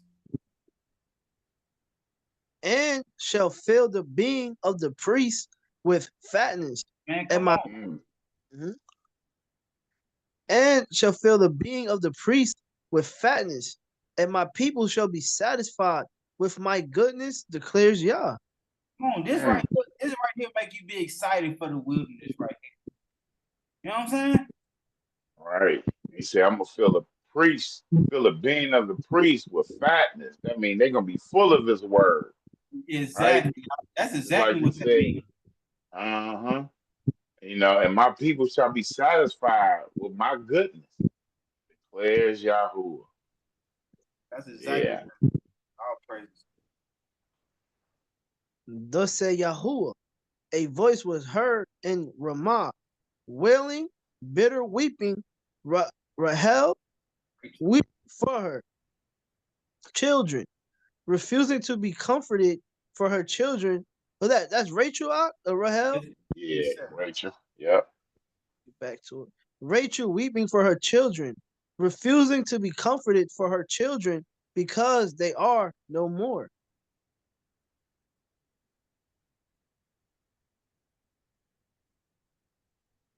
All right. Thus say Yahuwah, hold back your voice from weeping and your eyes from tears, for there is a reward for your work, declares Yahuwah. And they shall return from the land of the enemy. Come on. That's beautiful right there, straight up. It's a reward for your work. Keep working. Keep going hard for the Most High, right? It's a reward for that. And there is expectancy for you, latter end, for your latter end. Right. So it didn't say, and there is hope, and there is hope for your latter end. It's expectancy. If you're going hard for the Most High, and he said, I'm gonna reward you according to you going hard for me, expect what he said he gonna promise latter end. Declares Yahuwah, and your children shall return, right? And your children shall return to their own country. You got we after we make it through that wilderness, where we gonna be? In our own country. Our own country, man. You know, and we can relate. We don't understand what it is to have our own country. You know what I'm saying? We don't even know how it feels. We don't, not even remotely. Not even a little bit. Straight up, bro. Crazy. I have clearly heard Ephraim lamenting. You have chastised me, and I was chastised like an untrained calf. He just said Ephraim was my firstborn, right? And he said, I clearly heard you lament, Ephraim, you my firstborn. Ark of the Covenant was touched down, but you was first. You feel me?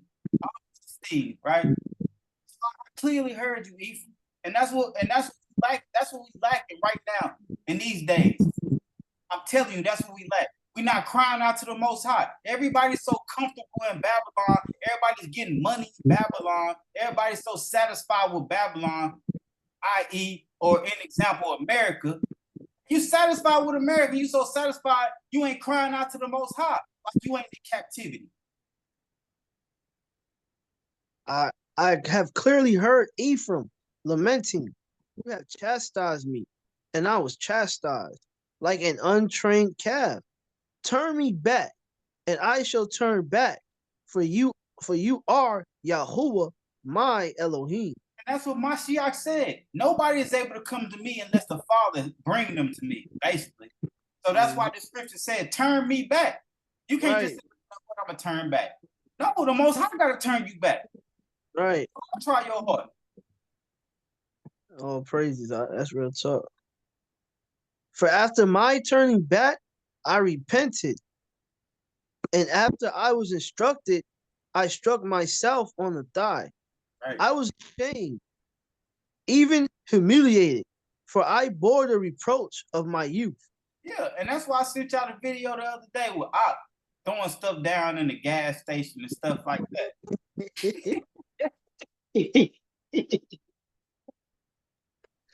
Right. I know he was ashamed and humiliated, right? Sometimes when he turned back, Like, man, damn, you know what I'm saying? Swinging on women's at the gas station. You know, I just saw that this morning. I was wondering why you said nothing. I had to get you back when you kept on trying to make that handbite with them headphones. I had to get you back on that. You know what I'm saying? I just saw that this morning. Crazy. That's funny. I didn't know you was talking about me when you did it either, though. I didn't know it until you just said it right now. Oh man, that was funny. Okay, here we go. That wasn't even that funny when I think about it. Go ahead, All right. Is Ephraim a precious son to me, a child of delights? For though I spoke against him, I still remembered him. Said he was his firstborn. You ain't gonna forget your firstborn. That is why my affections were deeply moved for him. I have great compassion for him, declares Yah. Right. Set up signposts, make landmarks. Set your heart towards the highway, the way in which you went. Turn back, O maiden of Israel. Turn back to these cities of yours. That's what we doing right now. Turning back to the Most High accordingly. Right? All right, where we at? Let's finish them up. Ezekiel 36, 7 through 9. Then we jump.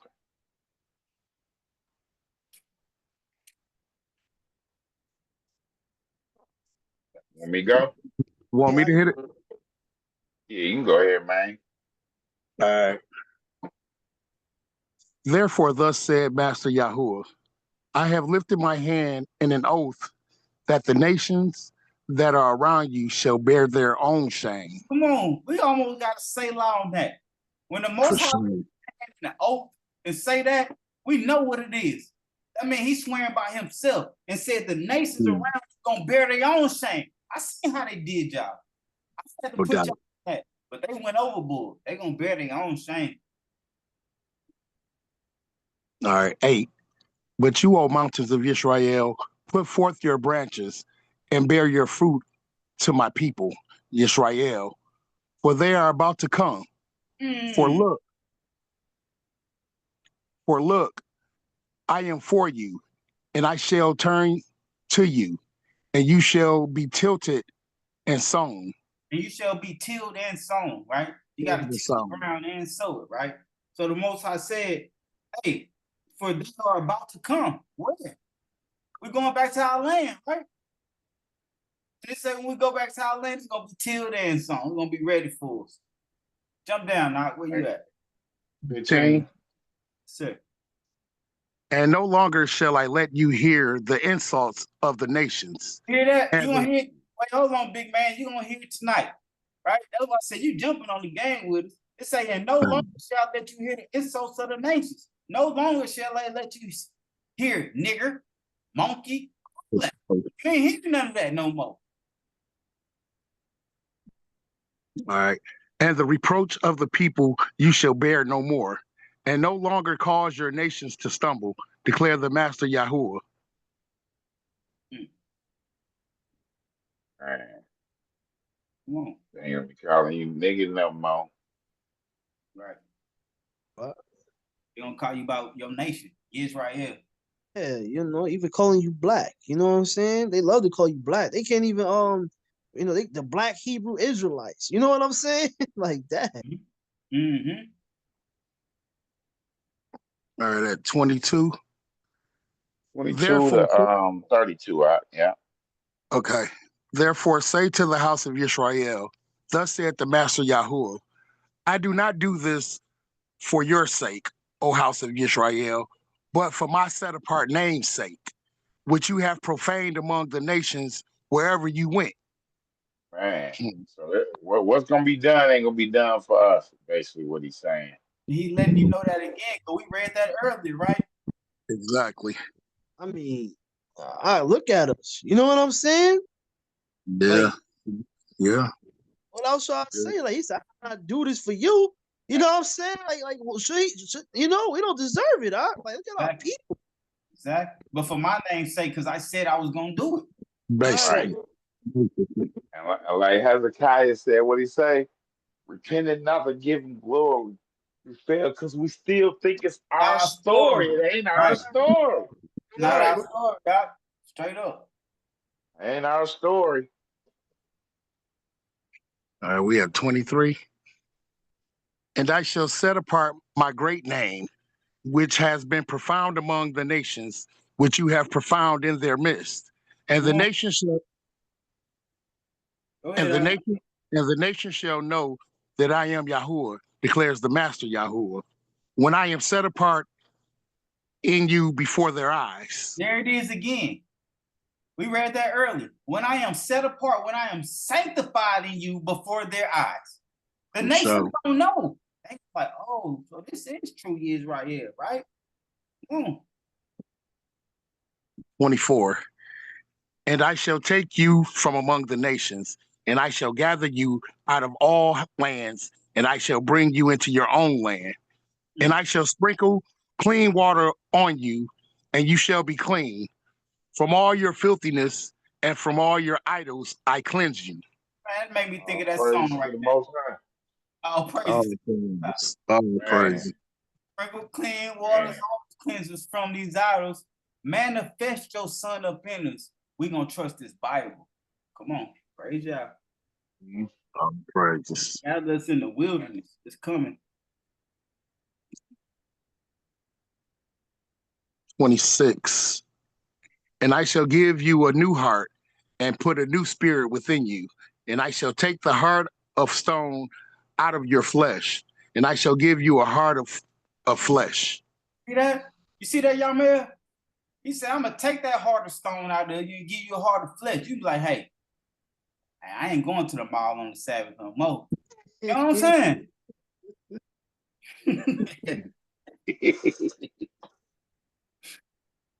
My bad. Go ahead. Scroll up, Root. That brothers be missing me. I'm here. You know what I'm saying?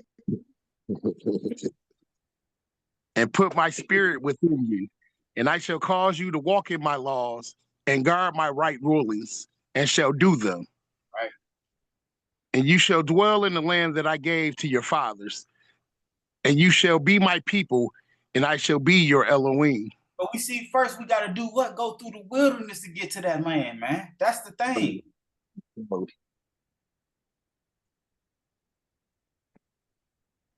Okay. I ain't gonna say nothing. Let's keep going.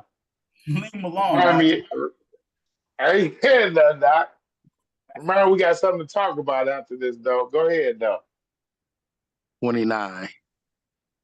And I shall save you from all your uncleanlinesses.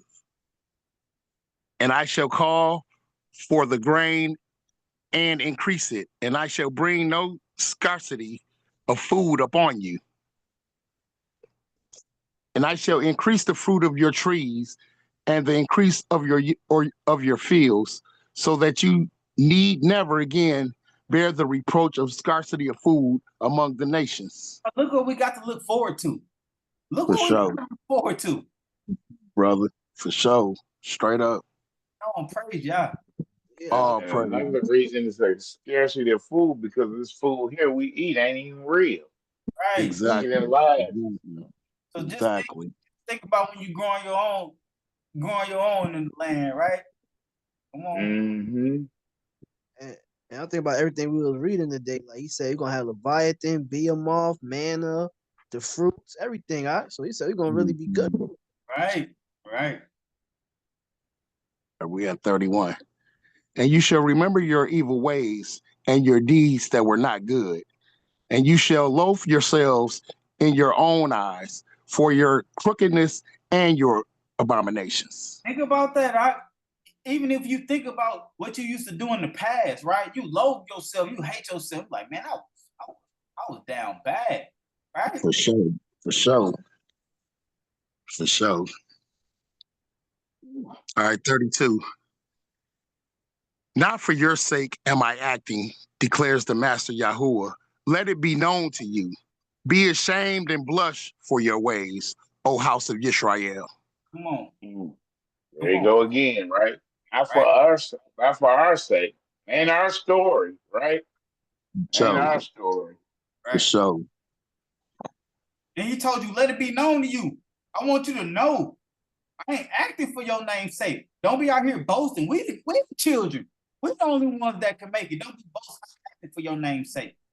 Man, that's scary right there. Mother get the same, y'all ain't making it, man. That's crazy. You sure you gonna make it?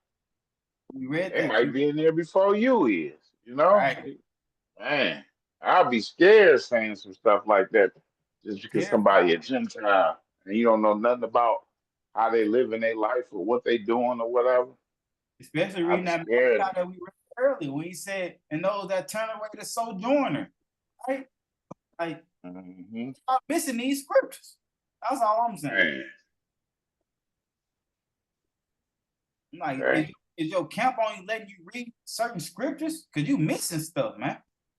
No doubt. No doubt. All right, where we at with him? All right. We on Isaiah 60. I go on hit it. Jeremy, just read.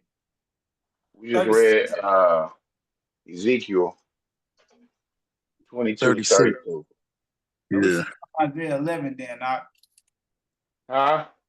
We should be on Isaiah 11 then. We just read Ezekiel 36. No, 22 to 32. Now we on Isaiah 60. So we are.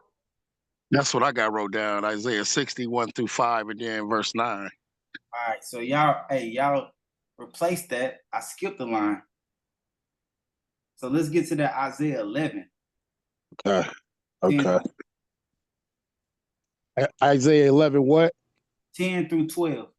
Okay. 11. Hey, say loud for me one time, all right? Right. Yeah, me too. Let me get this bathroom. Okay.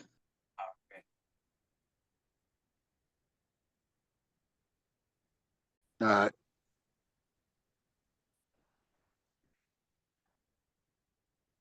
Right. All right, my bad. All praises. We back to it though. Isaiah 11, 10 through 12. Okay. All right, 10.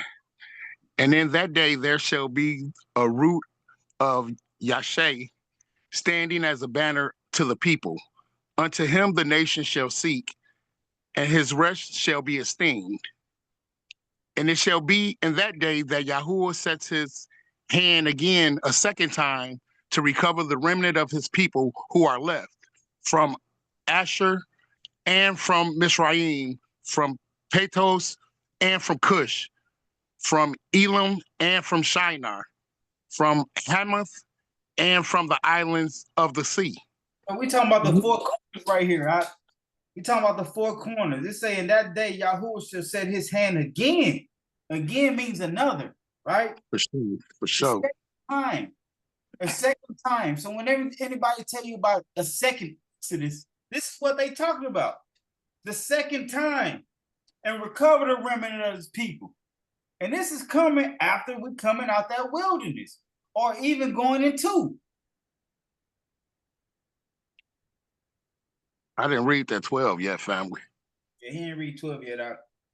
Oh, he didn't? I'll go over there eating honey buns, jumping ahead. Come on.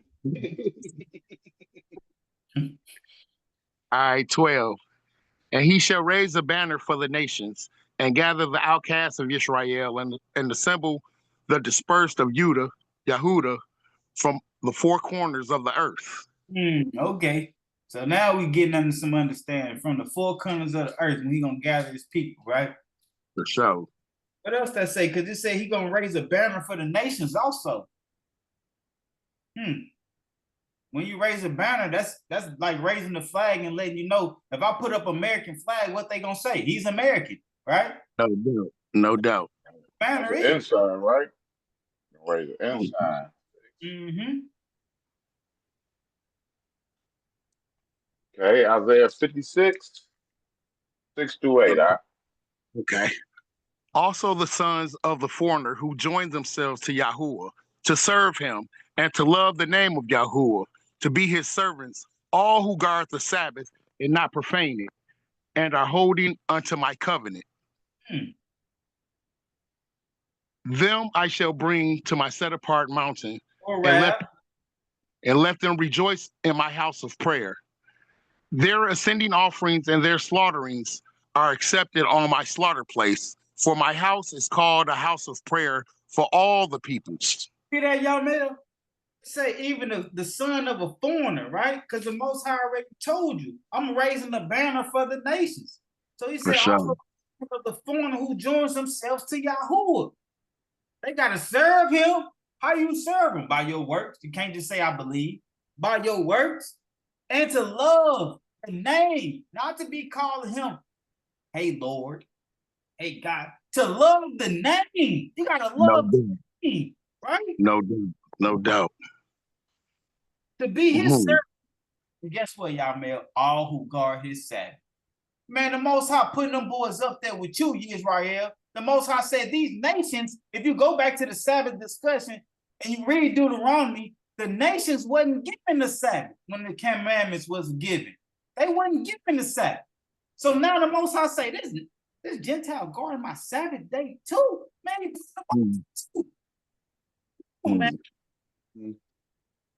He's still a son of Adam. He might not be the son of Abraham, Jacob, but he's still a son of Adam. Exactly. For sure. For sure. All right, we at 8. The Master Yahuwah who gathers the outcast of Israel declares, I gather still others to him besides those who are gathered to him. So our brothers on the corner that say Gentiles can't be saved need to read this over and over and get some understanding. No, for sure they do, brother. As the Master Yahuwah who gathers the outcast of Israel, that means the lost sheep. I still gather others. Who are others? Other nations, man. It's so simple. It's so hard if you ain't got the spirit. Come on. It is. It got to be hard if you ain't got the spirit. It got to be. Right. It's so simple to read and understand. Unless you, and then you fighting against you ain't fighting against nobody but the Most High, right? Because when he said, just like Moshe who said, well, y'all ain't grumbling against us, y'all grumbling against the Most High. That's the same thing they do. You're not fighting against us when we say nations can be saved. You're fighting against what the Most High said, for sure. Okay, back to Isaiah 11, 13 through 16. Okay. And the envy of Ephraim shall turn aside, and the adversaries of Yahudah be cut off. Ephraim shall not envy Yahudah, and Yahudah not trouble Ephraim. You see that? See that? According to y'all, man, that means, you know, we did. Blacks and Mexicans gonna get along. Let me switch what I was gonna say. I ain't even gonna mess with that right now. So again, we're not gonna go against another Israelite. When we see an Israelite, you know what I'm saying? We see him, we're not gonna be like, you know, forget about your doctrine. You know, all these things, how we not in unity. It say Ephraim and Yahudah gonna be in unity. Ephraim meaning Israel, and Yahudah meaning again the southern tribe. But we all gonna be in unity at this time, is what we saying. We have 14. But they shall fly down upon the shoulder of the Philistines towards the west. Together they shall plunder the people of the east, their hand stretching forth on Edom and Moab, and the children of Ammon shall be subject to them. Right. And that's big right there. That's big right there. Because we were just talking about the Philistines. And I was just saying, oh, somebody was pulling out how some Canaanite people were like look like Gentiles, right? Mm-hmm. And brothers was just saying, hey, them Philistines, that's one of them Canaanite people that look like Gentiles. That's why I say we're gonna fly down on them Gentiles or them Philistines towards the west, right? We already talked about them Westerners, them Amorites, right? Together. That means in unity, right? In unity, we're gonna plunder the people of the east, right? So when we start talking about the people of the east, we're talking about Edom, Moab, the children of Ammon, and all these people gonna be what? Subject to us when that time comes, when we come up out that wilderness. For sure. So what we have 15? Yes, sir. And Yahuwah shall put under the band the tongue of the sea of Mizraim, and he shall wave his hand over the river with the might of his spirit, and shall strike it in the 7 streams, and shall cause men to tread it in sandals. Just like when we was crossing the Red Sea, just like when we was crossing the Red Sea, he said he gonna strike the sea of Mizraim. Look at Mizraim and look at what sea he's talking about, right? He gonna strike it and cause streams. So guess what? When you walk across the stream, you can put your sandals on and walk across that. Like it. For sure. All right, 16. And there shall be a highway for the remnant of his people, those left from Asher, as it was for, what was that? Assyria. Assyria is talking about Assyria. As it was for Yisrael in the day when he came up from the land of Mizraim. So he's saying this second Exodus is going to just be like the first, Doc. The Exodus, when he said the second time I recover the remnant of his people, it's going to be like the first. Because what we read earlier in Malachi, the Most High don't change. And will not come to an end. Come on. Most High said, I don't do nothing. I don't change. I might do new things, what we might read later, but I don't change.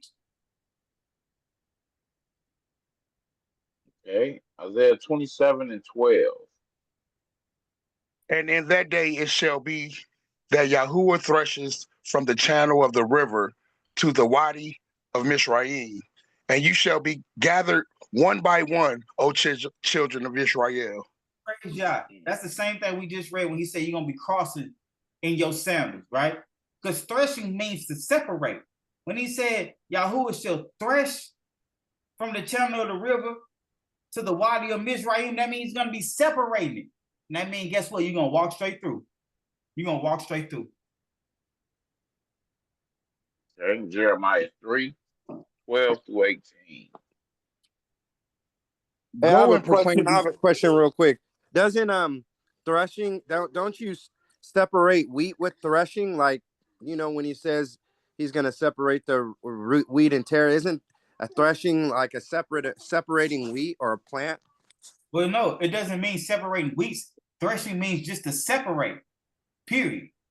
And when I'm talking about wheat, we can be talking about anything. But right now, we're talking about the rivers. He's going to thresh. That means separate from the channel of the river to the wadi of Mizraim. Wadi means basically another stream. Wadi is a stream. So basically, he's saying, I'm going to separate that. So just like when we read earlier, he said you're going to walk through it with your sandals. It's the same thing. He separated to make you be able to walk straight through it and get to the land where you need to be. That's what that means. All right, okay. Threshing means to separate, period. Okay. Jeremiah 3:12. Okay. Go and proclaim these words towards the north, and say, return, O backsliding Israel, declares Yahuwah. I shall not look on you in displeasure, for I am loving committed, declares Yahuwah, and I do not bear a grudge forever. Praise Yah. All Praise praise. Yah. All He said, I praise. don't bear no Praise. grudge forever. And then this is what he doing. This is what he telling this assembly right now. Y'all should take that as a command. We should take that as a command. When he said, go and proclaim these words towards the north. Go proclaim these words towards your people. Right? And that's all we doing right now, backslide Israel, because that's what we've been doing, backslide, right? For sure. Praise Yah. He said, I don't bear no grudge, forever. All praises to the Most High. All praises. All praises. All right, 13. Only acknowledge your crookedness because you have transgressed against Yahuwah, your Elohim, and have scattered your ways to strangers under every green tree, and you have not obeyed my voice, declares Yahuwah. And that's true repentance right there. When you acknowledge your crookedness to the Most High and acknowledge your transgressions to the Most High, that's true repentance right there. Because the Most High might say, hey, yeah, you acknowledge it to me, but whoever you transgress to, you might need to go acknowledge it to him, right? Because it's easy to go into your closet and say, oh, please forgive me for what I have done. The Most High might reply, yeah, what you said to me, go say that to your neighbor or whoever you transgressed against. That's true repentance. For sure. All right, 14. Return, O backsliding children, declares Yahuwah, for I shall rule over you and shall take you, one from a city and two from a clan, and shall bring you to Tizon. Zion. I know the Most High really looking down when he say that.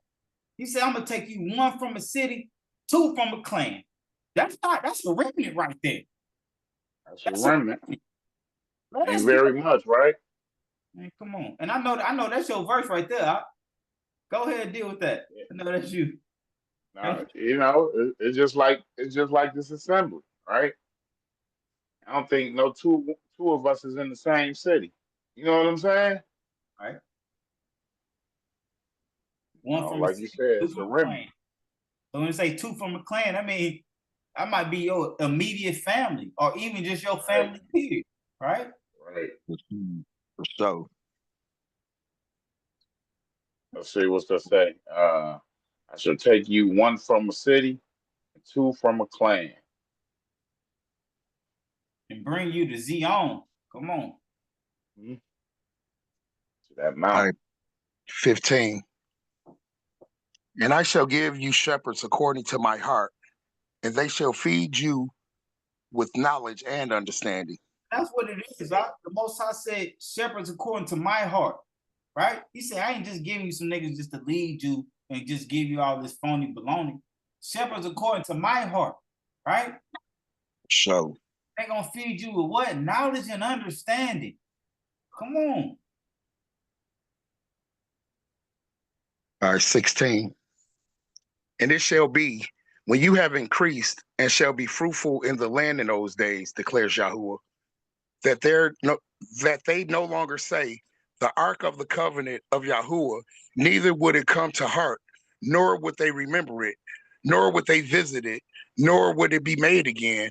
At that time, Jerusalem shall be called the throne of Yahuwah, and all the nations shall be gathered to it, to the name of Yahuwah, to Jerusalem, and no longer walk after the stubbornness of their evil heart. In those days, the house of Yahudah should go to the house of Israel, and they should come together out of the land of the north to the land that I have given as an inheritance to your fathers. Oh, praise. Oh, praise. There was a lot there. That verse 16 say, and it shall be when you have increased and shall be fruitful in the land in those days. That means we're talking about future tense, right? We're talking about what's in the future in those days. In those days, you're not going to say, when we started coming up out that wilderness, you ain't going to say the Ark of the Covenant of Yahuwah. You ain't never seen the Ark of the Covenant, right? For sure, for sure. Neither would it come to your mind. You ain't even going to think about the Ark of the Covenant, right?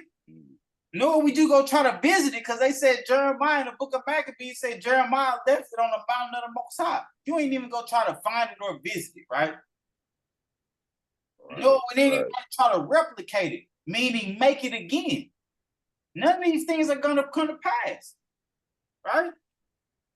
And when he speaks of us increasing, ain't this gonna be the time where we have 7 pieces?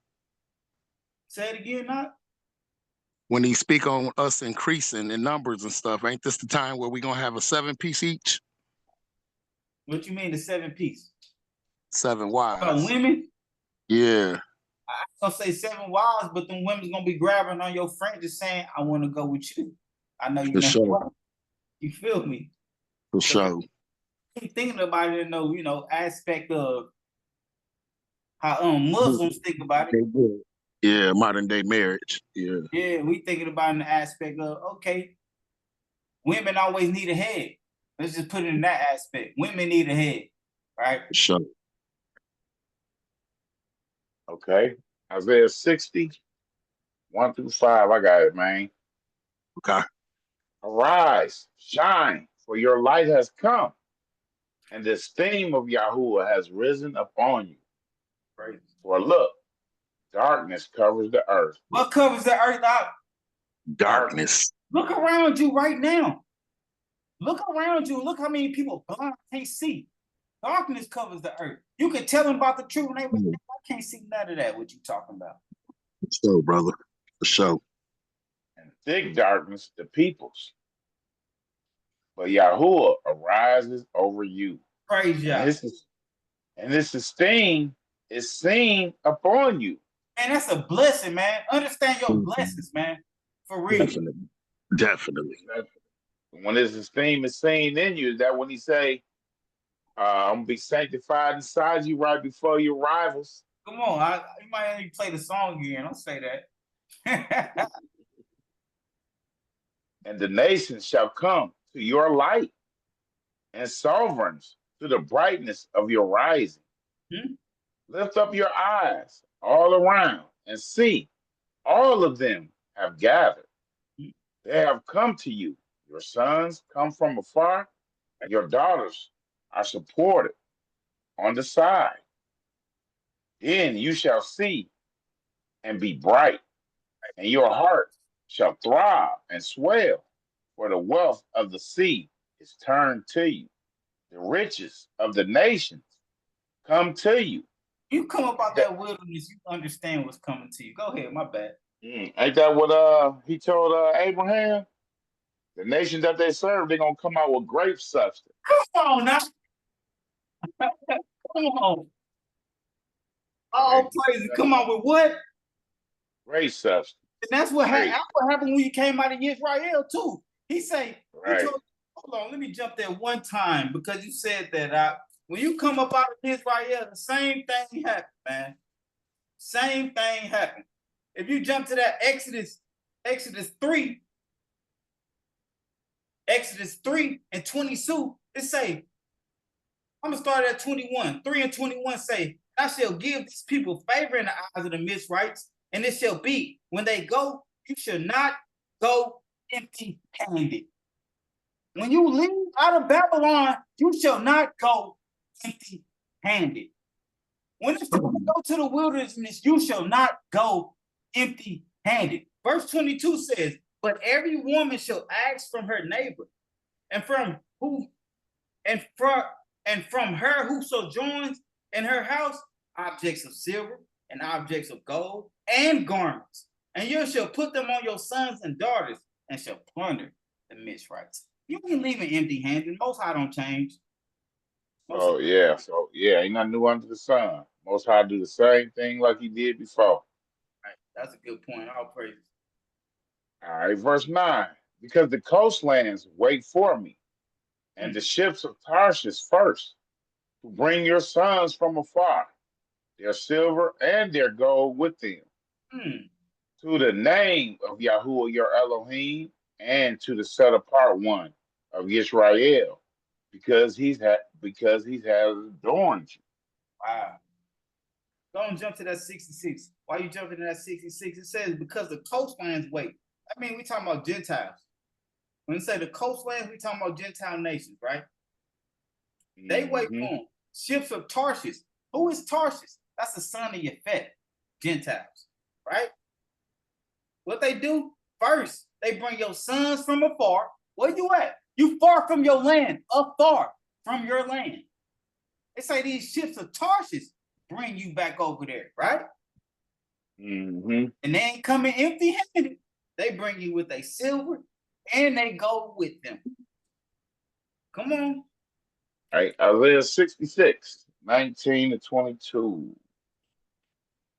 And I shall set a sign among them, and shall send some of those who escape to the nations, Tarshish, Pool, and Lud, who draw the bow, and Tubal, and Yawan, the coastlands afar off, who have not heard my report, nor seen my esteem. They shall declare my esteem among the nations. And that's what we're doing out here right now. Because Tarshish, Pool, Lud, Tubal, Yawan, all these are Gentile nations. All these are Gentile nations. When we say Gentile nation, we talking about white people. And they shall bring all your brothers as an offering to Yahuwah out of all the nations. Didn't I say we was going to read that later? Didn't I say that? They shall bring all your brothers that's everywhere around, scattered on the four corners, all these Gentiles, going to bring them as an offering to the Most High. They're going to say, hey, hey, Abba, hey, Father, I brought this black man and what they call us back to you. I took this black man out of his land, but now I'm bringing him back to you as an offering or a gift, right? What they gonna bring him on, huh? And they shall bring all your brothers as an offering to Yahuwah out of the nations on horses, and in chariots, and in litters, on mules, and on camels, to my set-apart mountain, Jerusalem, declares Yahuwah, as the children of Israel bring an offering in a clean vessel into the house of Yahuwah. So we bring offerings a clean vessel, but these other nations are bringing back our people on camels, on ships, on horses, and litters, all these things. They say, hey, let's take these people back to where they belong. Let's take them. Okay. For as the new heavens and the new earth that I make stand before me, declares Yahuwah. Wait a minute. I missed 21. And from them too. Okay. And from them too, I shall take for priests, for Levites, declares Yahuwah.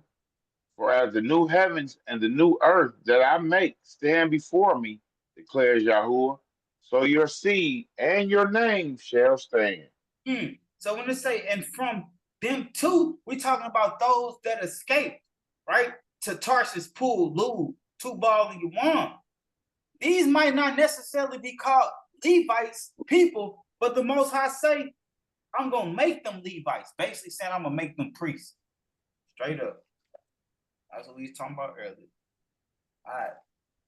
Get back to back to Isaiah 66. 60, 10 through 12. And the sons of the foreigners shall build your walls, and their sovereigns serve you. For in my wrath I have stricken you, but in my delight I shall have compassion on you. Praise God. And your gates shall be open continually.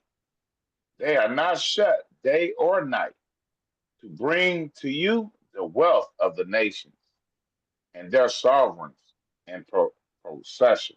Right. So it say, your gates going to be open continually. You used to have to close the gates at night, you know what I'm saying, for fear of somebody running in, right? Say they're going to be open 24/7. Somebody want to bring down some gifts? Yeah, come on, what you got? Feel me? Okay. For the nation and the reign that do not serve you shall perish, and those nations shall be utterly laid waste. We didn't say that. We just read that, right? Right. That.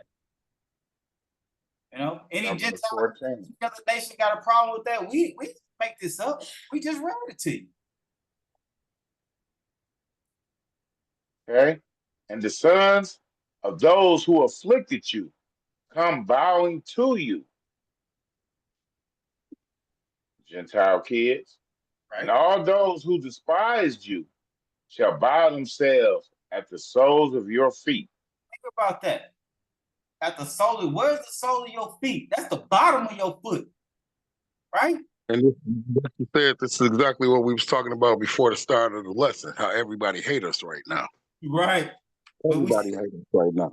Right. But what we seeing a quick change right now, right? Exactly. Straight up. Okay. And they shall call you city of Yahuwah, Zion of the set apart one of Israel. Wait, earlier we read that they ain't gonna be calling you nigga and monkey no more, right? Right. What they gonna be calling us now? Man. City of Yahuwah. Right. Sion of the set apart one of Israel. Oh, we got new names now. Right? The same thing that we talking about is in that Revelation 21, I think. Instead of you being forsaken and hated, so that no one passes through you, I shall make you an everlasting excellence, a joy of many generations. All praise, man. Clap it up for the Most High. Yeah. You know what I'm talking about? Let's finish with Isaiah 35. Okay. Most High say your name gonna be quickly changed. You want to read it out? No, I got a bonus for you. I'm about to read. Go ahead and read. Okay. Let the wilderness and the dry place be glad for them, and let the desert rejoice and blossom as the rose. It blossoms much and rejoices, even with joy and singing. The esteem of Lebanon shall be given to it, the excellence of Carmel and Shamron. They shall see the esteem of Yahuwah. Right. The excellence. We're talking about these cities right now. Carmel and Sharon. They're going to see the esteem, the glory of the Most High. Come on. Strengthen the weak hands and make firm the weak knees. See that? Every time y'all need to stop picking on y'all mail. It says strengthen the weak hands and make firm the weak knees. My bad. That was my last one because we about to be done. Go ahead.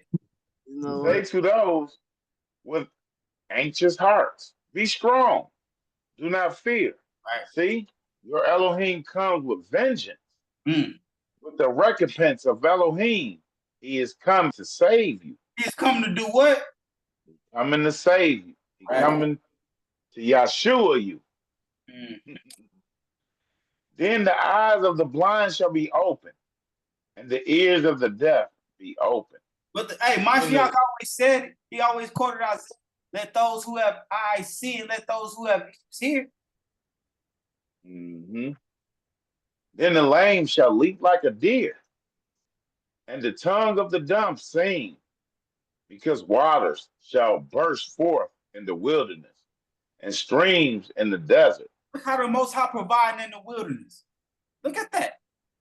And the parched ground shall become a pool. Right. And the thirsty land springs of water. And the home for jackals, where each lay grass with reeds and rushes. Come on. Where jackals reside, ain't no grass and reeds, man. They on desert land. But now he said the Most High, I'm about to spring up reeds and rushes up there, right? Grass all around.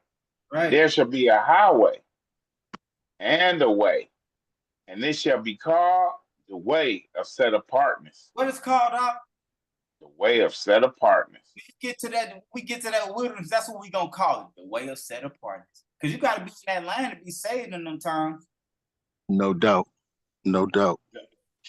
The unclean does not pass over it, but it is for those who walk, but it is for those who walk the way, and no fools wander on it. And then we gotta understand what it says, who walked the way. Before we start getting indoctrinated in what they call Christianity, what did they call it before? The way. The way. Yeah. No, followers of the way. The way. There's only one way, right? Only one way. I'm gonna get a sign in my house that just say one way, straight up. You know they got them one-way signs. Go ahead, No lion is there, nor any ravenous beast go up on it. It is not found there, but the redeemed shall walk there. Who's walking there out? The redeemed. That's being Pacific right there. Go ahead. And the ransomed of Israel, and the ransomed of Yahuwah shall return and enter Zion with singing, with everlasting joy on their heads. They shall obtain joy and gladness, and sorrow and sighing shall flee away. Praise Yah, hallelujah, hallelujah. All praises for sure. All praises. All praises. All right, man, I got a bonus for y'all. I know if I told Ak about the bonus, he would have cut me off. So kept it out so I can read it for y'all. Hey, jump to that Isaiah 43, please. And we're going to read 1 through 21. We ended the discussion, but this is the bonus. All right.